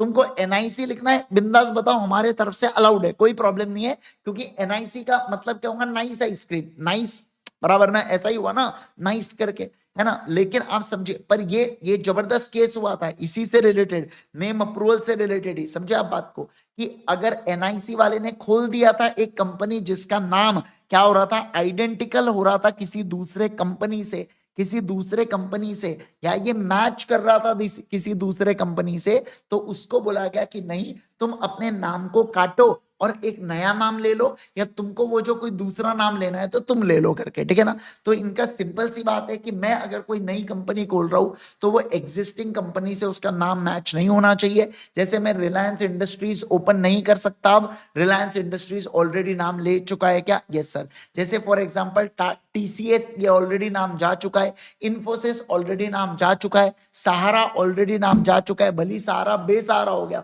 कोई प्रॉब्लम नहीं, पर वो नाम ऑलरेडी जा चुका है क्या? Yes sir. Okay, got it everyone. क्या आपको ये बात समझ में आ रही है क्या? बेटा आप समझे नहीं बात को, जब नाम ऑलरेडी है तो नाम अलॉट कैसे? नाम तो एनआईसी अलॉट हुआ ना, बाद में इन्होंने यूज करना चालू कर दिया एनआईसी के नीचे नेचुरल आइसक्रीम्स करके, समझे? मैं जब अप्लाई किया, ये शातिर कम थोड़ी थे बेटा, नाम अप्लाई करते वक्त क्या किया? एनआईसी आइसक्रीम्स का, और फिर उसके बाद जब आया तो लेबलिंग में क्या यूज कर रहे हैं? नेचुरल आइसक्रीम, बोले वही फुल फॉर्म है हमारा, समझे क्या बात को? तो उसके ऊपर फटका लगा। ठीक है, आइए सर, चलो अगले इसमें चले क्या? बोलो सर, हम किसी, अगर मान लो किसी व्यक्ति ने ओल्ड नेम छोड़ दिया है तो वो नाम ले सकते हैं? बिल्कुल ले सकते हो, 3 साल के बाद आप कभी भी ले सकते हो। ठीक है, ओके सर, चलिए अब दूसरे पॉइंट के ऊपर चलेंगे। अब दूसरे पॉइंट के ऊपर अपन लोग कंसिडर करेंगे। आओ आओ आओ, चलो ध्यान देना। दूसरा पॉइंट क्या कह रहा है? दूसरा पॉइंट कह रहा है, देखो, शैल नॉट यूज वर्ड्स, जो कंपनी का नाम है उसके अंदर हम लोग ऐसे यूज नहीं करेंगे वर्ड्स को जो कॉन्स्टिट्यूट करता है, क्या करता है बोलो? कॉन्स्टिट्यूट करता है offence, offence under any law, any law, समझे क्या? मान लो आपने कोई कंपनी ओपन की हाईजैक लिमिटेड नाम से, अब मुझे एक बात बताइए, और उसके आप प्लेन की टिकट बुक कर रहे हो, टिकट किसके नाम की है? हाईजैक के नाम की है। अब आप सोच के देखिए बेटा, क्या आपको लगता नहीं ये थोड़ा सा ऑफेंसिव वर्ड हो गया करके, है ना? बताइए मुझे, है ना? आपके कंपनी का नाम ही है बेटा चोर लिमिटेड, तो ऐसे कुछ फालतू वर्ड का प्रयोग मत करो जो ऑफेंस है किसी ना किसी लॉ के अंदर। क्या है बोलो जल्दी से? जो ऑफेंस है किसी ना किसी लॉ के अंतर्गत, ऐसा इनका कहना है। ठीक है, तीसरा, अब तीसरा पॉइंट ये लोग कह रहे हैं यहाँ पे कि सेंट्रल, ऐसे नाम का भी मत रखो जो सेंट्रल गवर्नमेंट यानी कि आरओसी के ओपिनियन में, क्या हो बेटा? जो आरओसी के ओपिनियन में अनडिजायरेबल नेम हो।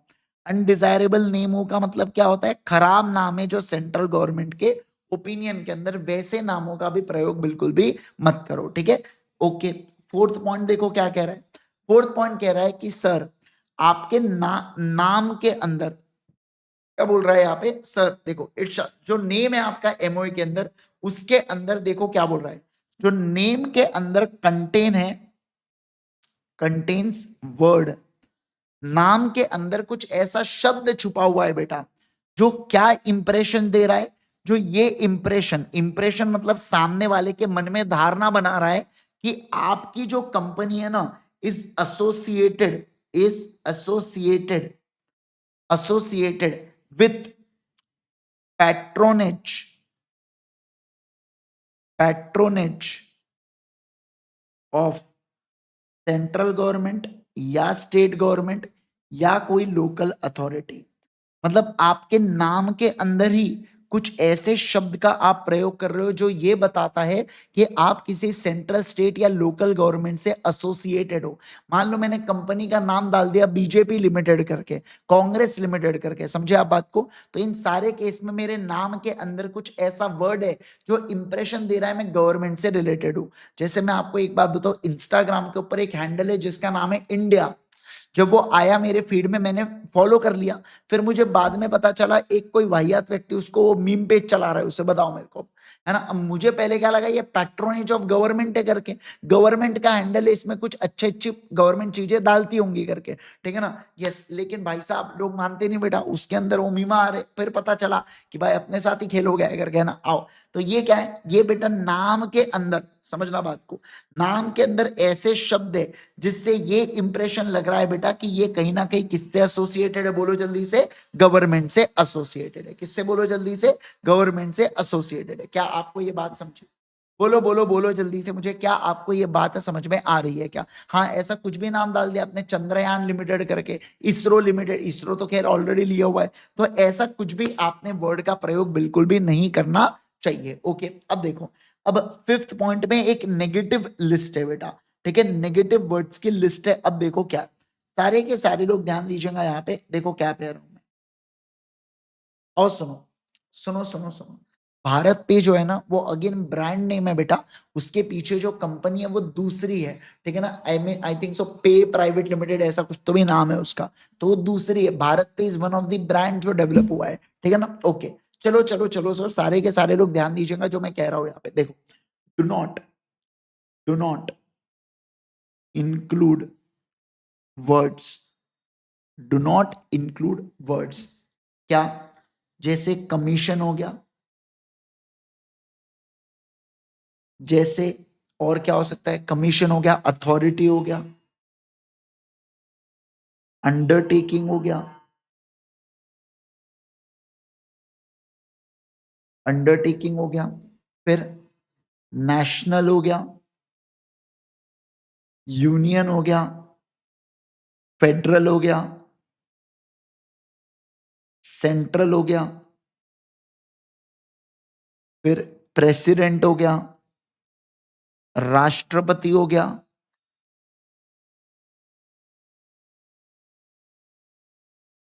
प्राइम मिनिस्टर हो गया,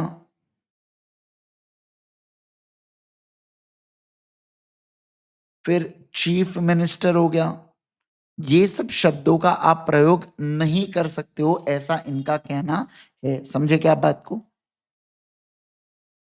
ये सब शब्दों का प्रयोग आप नहीं कर सकते हो, ऐसा यहाँ पे बोला जा रहा है। तो इसकी लिस्ट बहुत ज्यादा है, पर अपने को इतने भी पॉइंट्स अगर ध्यान रह गए, मतलब ये इतने पॉइंटर्स भी ध्यान रह गए तो मोर देन इनफ है, ठीक है ना। तो आपने क्या नहीं करना चाहिए सर, ये शब्दों का प्रयोग नहीं करना है। पर आप बोलोगे सर एक तो फेडरल बैंक है, फिर सेंट्रल बैंक ऑफ इंडिया है करके, ये सब कैसे अलाउड है? बेटा वो गवर्नमेंट की अंडरटेकिंग है ना, पीएसयू पब्लिक सेक्टर अंडरटेकिंग में भेल है, सेल है, जो अथॉरिटी, कमीशन, इन सब का प्रयोग करते हैं। तो मतलब क्या कि ये जो शब्द है ना, ये बेसिकली गवर्नमेंट अंडरटेकिंग्स जो जितने भी काम है ना वो इस्तेमाल करती है। इसलिए जो बाकी प्राइवेट कंपनीज है या दूसरी पब्लिक कंपनीज है, उन्होंने इन शब्दों का इस्तेमाल करना चाहिए क्या? नहीं सर, नहीं करना चाहिए। इसलिए आम जनता, आपके और हमारे लिए बेटा ये चीज बैंड है। पर अगर गवर्नमेंट इसका प्रयोग करना चाहती है तो क्या गवर्नमेंट इसका प्रयोग कर सकती है क्या? बिल्कुल बिल्कुल गवर्नमेंट इसका प्रयोग कर सकती है। क्या आपको ये बात समझ में आ गई? किसी को कोई दिक्कत, किसी को कोई डाउट इसके अंदर, जल्दी से बताइए मुझे। किसी को कोई भी प्रॉब्लम, फटाफट फटाफट बताओ जल्दी। बेटा यहाँ पे आप फाउंडेशन वाले लेवल पे मत जाओ, स्टेट गवर्नमेंट से अप्रूवल लिया तो क्या न वो, क्या न वो सब फाउंडेशन के पार्टनरशिप एक्ट तक सीमित था बेटा। पार्टनरशिप एक्ट स्टेट का एक्ट है, उसको रेवेन्यू स्टेट को मिलता है उससे। ये सेंट्रल एक्ट है, यहाँ पूरी सेंट्रल से रिगार्डिंग बात हो रही है, समझना, ठीक है ना। यस, चलो चलो चलो सर, आओ आओ आओ, नेक्स्ट वाले पॉइंट के ऊपर चलेंगे। अगला पॉइंट देखो क्या कह रहा है। अब मैं यहाँ पे बात करूंगा, हमारा थर्ड पॉइंट हो गया, अब मैं बात करूंगा यहाँ पे फोर्थ पॉइंट के लेके। किसको लेके बात करूंगा बोलो? फोर्थ पॉइंट को लेके। सर फोर्थ पॉइंट बात करता है रिजर्वेशन ऑफ नेम से रिलेटेड। किससे रिलेटेड बोलो? रिजर्वेशन ऑफ नेम से रिलेटेड। सर ये रिजर्वेशन ऑफ नेम का मतलब क्या है? याद है ऊपर बेटा नाम को रिजर्व करते थे अपन स्पाइसी फॉर्म और रन फॉर्म देके। अरे देखो ना, स्पाइसी फॉर्म और रन फॉर्म देके अपन नाम को रिजर्व कर रहे थे। तो उस स्पाइसी फॉर्म और रन फॉर्म की टाइम लिमिट कितनी है, मतलब कितने समय के लिए आप नाम को रिजर्व करवा सकते हो? जो प्रपोज नेम आप करना चाहते हो कितने समय के लिए करोगे? तो देखो, इनका कहना है कि अगर आपकी कंपनी न्यू है तो हमारी अलग टाइम लिमिट है, और अगर आपकी कंपनी ओल्ड है तो आप क्या कर सकते हो? ओल्ड कंपनी के केस में आप 60 डेज के लिए नाम को रिजर्व कर सकते हो।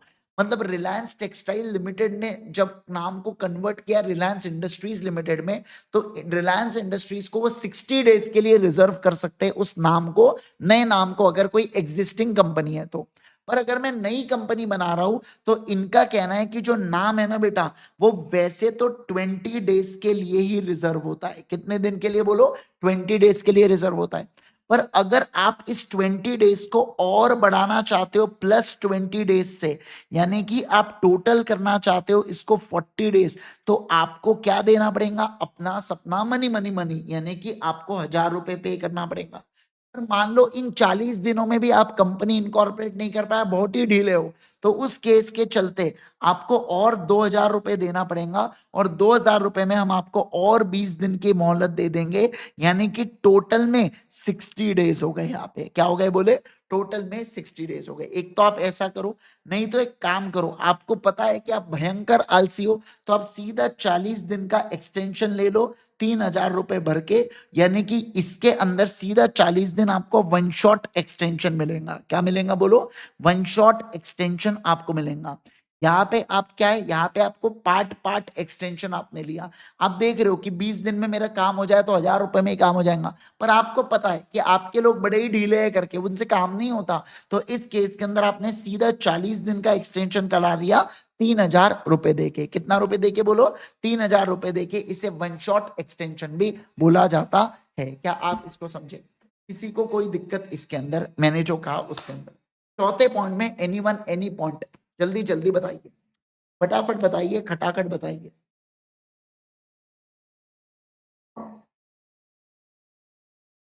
नो दिक्कत सर, एकदम इजी इजी, एकदम पानी पानी। चलो आओ अगला। अब अब हमारा आज का आखिरी पॉइंट और आखिरी प्रोविजन भी हो रहा है और इसके बाद ये पॉइंट वाला अपना खत्म भी हो रहा है। ठीक है, आ जाओ। मतलब नेम क्लॉज अपना खत्म हो जाता है, फिर उतना मैं बुक से रीड करा दूंगा, छुट्टी। ठीक है, आइए। चलो चलो चलो, लेक्चर को लाइक किया कि नहीं किया आपने? लेक्चर को लाइक करो यार, क्या कर रहे हो यार तुम, है ना? मतलब बहुत ही हो गया है तो। चलो चलो फटाफट लेक्चर को अब खत्म करेंगे अपन लोग, आ जाओ जल्दी से। सर देखो, ये पॉइंट क्या कह रहा है? इन पॉइंट का कहना है कि अगर कोई, क्या कहा मैंने बोलो? देखो, अगर कोई ऐसे लोग हैं, क्या है बोलो? अगर कोई ऐसे लोग हैं बेटा जो क्या कर रहे हैं, बताता हूं मैं आपको क्या कर रहे हैं।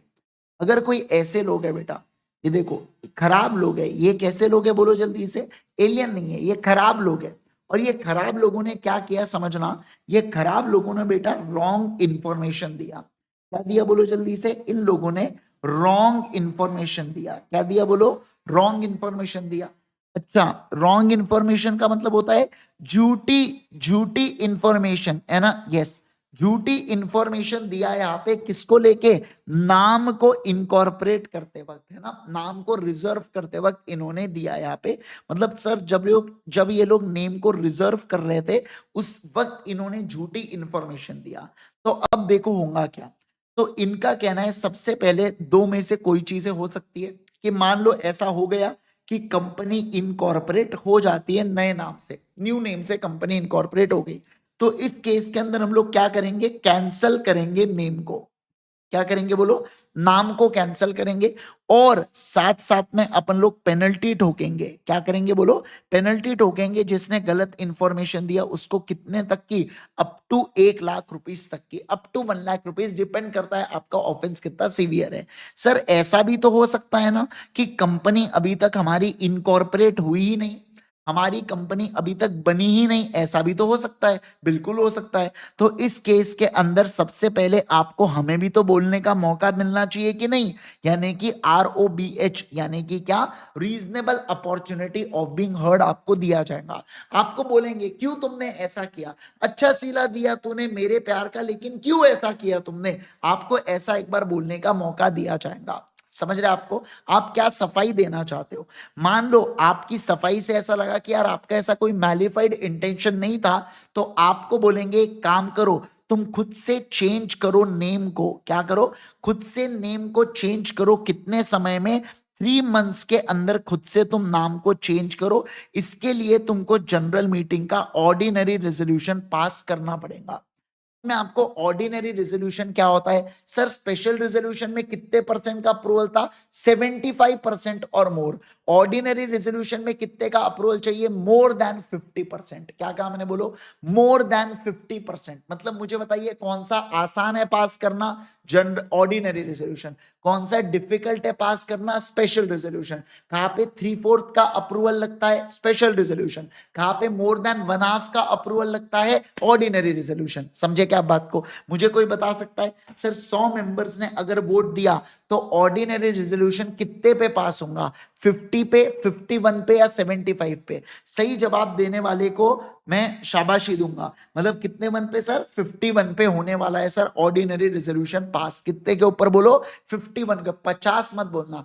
लेकिन अगर एसआर पास करना है तो 75 और मोर के ऊपर होगा। क्या होगा बोलो? 75 और मोर के ऊपर होगा। समझे आप बात को? यानी एग्जैक्ट 75 गया तो एसआर पास, एग्जैक्ट 50 आया तो ओआर पास नहीं होता, 51 के ऊपर ही ओआर पास होता है। बस इतनी बात मैं कहना चाहता हूं। ठीक है, ओके। तो नाम को चेंज कर दो ओआर पास करके। या अगर आपने कुछ सफाई ढंग की दी नहीं बेटा, तो मेरा बहुत ही दिमाग घूम गया, तो मैं क्या बोलूंगा, एक काम करो, आपके नाम को मैं अब स्ट्राइक ऑफ कर रहा हूं। क्या कर रहा हूं बोलो? स्ट्राइक ऑफ कर दूंगा आपके नाम को, और मैं कंपनी को क्या करवा दूंगा? वाइंडिंग अप करवा दूंगा। मैं कंपनी का क्या करवा दूंगा बोलो? वाइंडिंग अप करवा दूंगा। क्या करवा दूंगा बोलो? वाइंडिंग अप करवा दूंगा। डन क्या? डन क्या सर? शाबाशी का। क्या बच्चे हैं भाई, कितने होशियार बच्चे, पूरे AR 50 मेरे के मेरे क्लास में बैठे। इससे होशियार बैच मैंने कभी देखा ही नहीं बेटा, मजाक नहीं कर रहा। शाबाश। ठीक है, आओ चलो। डन क्या? बोलो बोलो बोलो, क्या आपको ये बात समझ में आ गई है? तो कंपनी इनकॉर्पोरेट हो गई। मान लो आपने, आपको बोलने का मौका दिया, तो आपने बहुत अच्छे से, आप, मुझे समझ में आ गया कि आपका खराब इंटेंशन नहीं था, अरे आपसे गलती से हो गया। तो मैं बोलूंगा एक काम करना मुन्ना, जनरल मीटिंग बुला ले, ओआर पास कर ले, नाम को चेंज कर ले 3 महीने में।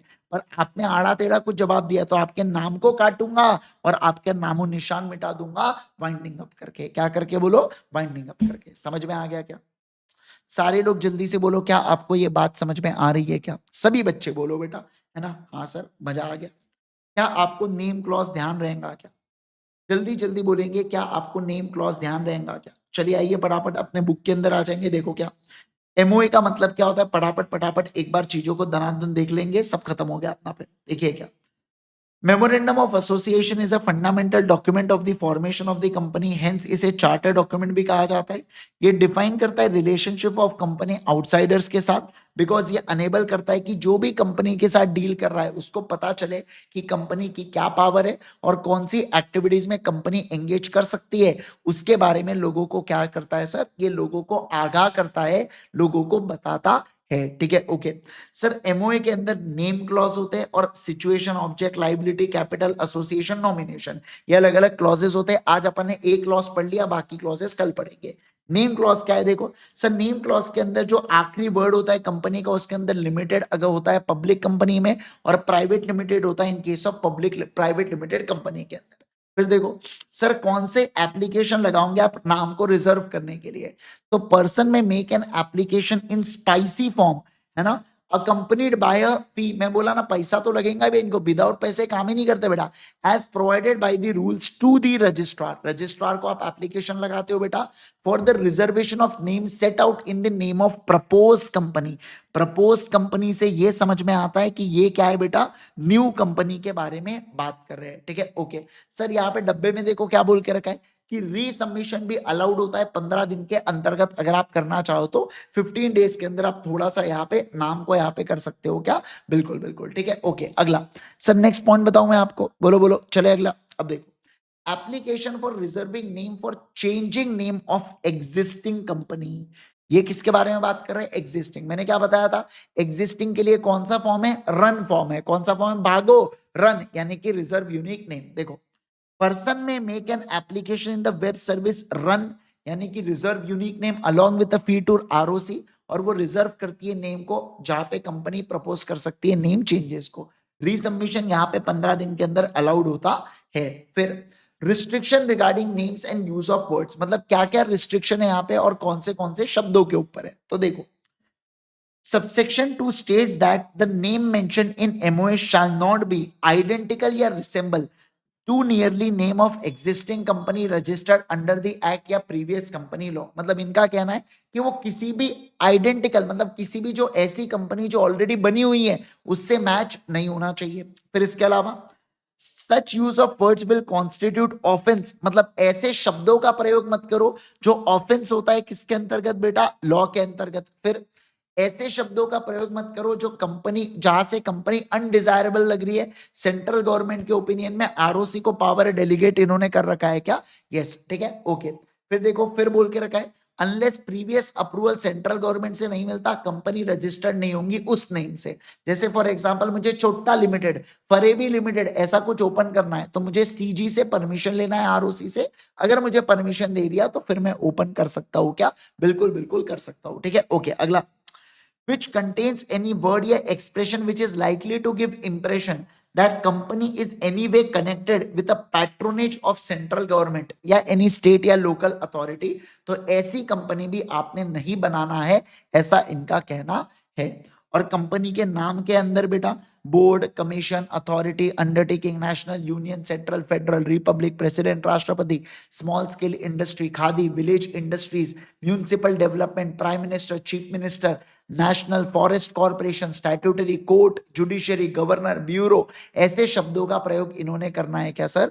नहीं सर, बिल्कुल भी नहीं करना है। इस बात का आपने ध्यान रखना है, समझे क्या बात को? या कोई भी ऐसे स्कीम जो सेंट्रल, जो गवर्नमेंट चाहे स्टेट हो या कोई भी हो, उनका इस्तेमाल ये करे क्या? नहीं। जैसे लाड़की बहन योजना प्राइवेट लिमिटेड, समझे क्या बात को? ये ऐसा एग्जांपल मैं कर सकता हूं क्या? नहीं सर, बिल्कुल भी नहीं रख सकता हूं, ऐसा इनका कहना है। समझे क्या बात को? ओके, डन है क्या? बोलो बोलो बोलो जल्दी से, डन है क्या? ठीक है, आइए चलो अब मैं आता हूं नीचे वाले पॉइंट पे। ये वाली चीज मैं आपके साथ बाद में डिस्कस करूंगा, पहले ये वाला reservation of name. Upon the receipt of application the registrar में, जब मैं नाम को रिजर्व करने के लिए एप्लीकेशन डालूंगा तो आरओसी क्या करता है? On the basis of information and documents furnished along with the application, ये रिजर्व करता है नाम को कितने दिनों के लिए? 20 दिनों के लिए from date of approval. Provided that in case of application for reservation of name या change of its name of existing company, तो उस केस के अंदर 60 दिन का पीरियड दिया जाता है। कितने दिन का? 60 दिन का। फिर अब देखो यहाँ पे एक्सटेंशन भी अलाउड होता है बेटा। ठीक है, एक्सटेंशन आप करवा सकते हो 20 दिनों का, यानी कि टोटल 40 डेज 1000 रुपए देके, या और आपको फिर 20 दिन करा सकते हो, यानी टोटल 60 दिन और 2000 रुपए देके, या वन शॉट पेमेंट दे दो 3000 का, और यहाँ पे आप डायरेक्टली 40 डेज का एक्सटेंशन ले लो। समझे क्या बात को? बोलो बोलो बोलो जल्दी से, है ना? देखो यहाँ पे क्या बोला, एक और बात, वाइल अलॉटिंग नेम्स, आरओसी ने कंसर्न रहना चाहिए, एकदम ड्यू केयर लेना चाहिए कि किसी भी कंपनी को मैं ऐसा नाम अलॉट ना कर दूं जो रिसेंबल कर जाए किसी दूसरे नेम से, या हमारे एक्ट का उल्लंघन कर जाए। ऐसी बातें का ध्यान कौन रखेगा बेटा? आरओसी रखेगा। कौन रखेगा? बोलो जल्दी से, आरओसी रखेगा। समझे आप बात को, है ना? चलिए आगे बढ़ू क्या मैं? बोलो बोलो बोलो, क्या मैं आगे बढ़ सकता हूँ? यस, अगला देखो, कैंसलेशन ऑफ रिजर्व नेम, आखिरी पॉइंट है और फिर अपना यहाँ पे टॉपिक समाप्त हो रहा है आज का। ठीक है, देखो, where after the reservation of name it was found that, ये पाया गया कि जो नेम अप्लाई हुआ था ना, ये रॉन्ग या इनकरेक्ट इंफॉर्मेशन से हुआ था। याद है आपको डाकू चेहरे बेटा? अरे बोलो ना जल्दी से, क्या आपको याद आ रहे वो डाकू चेहरे? यस। तो अगर डाकू चेहरे गलत इंफॉर्मेशन देके अगर इन्होंने बेटा क्या किया है बताइए ना जल्दी से मुझे। अगर इन्होंने यहाँ पे इंफॉर्मेशन दिया है तो इस केस के अंदर, if the company has not been incorporated the reserve name shall be cancelled. अगर कंपनी इनकॉर्पोरेट हुई है, कैंसल। क्या बोला मैंने? बोलो, पेंसिल बोल, पेंसिल, है ना? तेरा नाम कैंसिल। अब देखो, the person who has made the application, उसको पेनल्टी भी पे करना पड़ेगा अप टू 1 लाख रुपए। पर अगर सर कंपनी इनकॉर्पोरेट हो गई है तो उसको अपन आरओबीएच देंगे, यानी कि अपॉर्चुनिटी ऑफ बीइंग हर्ड देंगे। हो सकता है उसके अंदर मैं बोलूं नाम को बदल 3 महीनों में जनरल मीटिंग में ऑर्डिनरी रेजोल्यूशन को पास करके, नहीं तो मैं ऐसा भी कर सकता हूं, नाम को कैंसिल कर दूं रजिस्टर ऑफ कंपनी से और उस कंपनी का वाइंडिंग अप करवा दूं। क्या करवा दूं? बोलो, वाइंडिंग अप करवा दूं। देखो यहाँ पे, take action for striking off the name of company from register of companies और make an petition for winding up. मतलब क्या?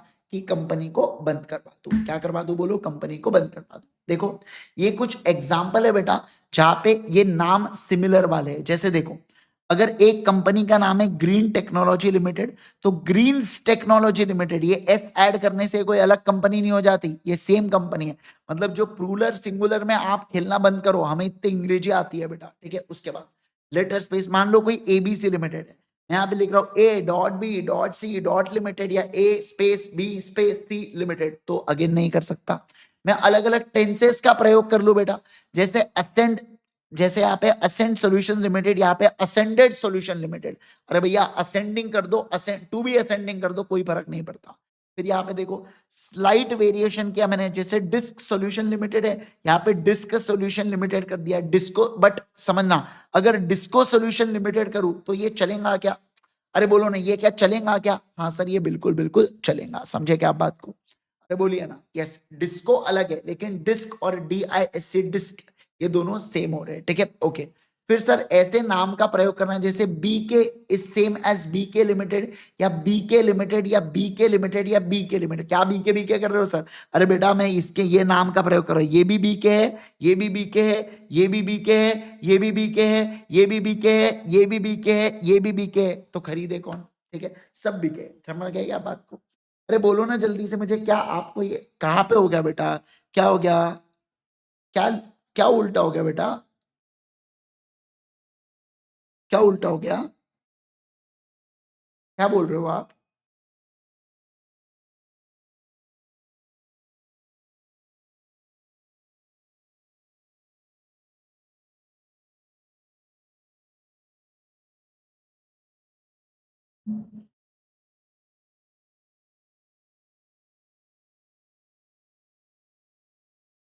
ये वाला बोल रहे हो क्या? अच्छा, आप ये टिक का ये हो गया क्या? क्या उल्टा हुआ? क्या उल्टा हुआ? सब तो सही था बेटा, क्या बातें कर रहे हो? हाँ मुझे बताइए ना, ये वाला हुआ क्या? हाँ यही वाला बोल रहे हैं ना आप? सही तो लिखा था मैंने, कुछ भी अब बोलते हो। मैं आपको चेक कर रहा था एक्चुअली कि आपका कितना ध्यान है करके। ठीक है, आओ चलो, आओ ध्यान दो, सुनो भी। आओ भी बेटा, बीके बीके हो गया अपना। फिर देखो सर, मुझे बताइए, आप यहाँ पे नेशनल इलेक्ट्रिसिटी कॉर्पोरेशन लिमिटेड नाम है, मैं उसको ही सेम होता है ये क्या? राष्ट्रीय विद्युत निगम लिमिटेड। अरे वो सेम ही है ना यार, दोनों हिंदी इंग्लिश में आप क्या खेलोगे क्या तुम? ठीक है, आओ। जैसे आप होस्ट नेम यूज कर रहे हो www, जैसे वो ममता दीदी ने यूज किया था www.www.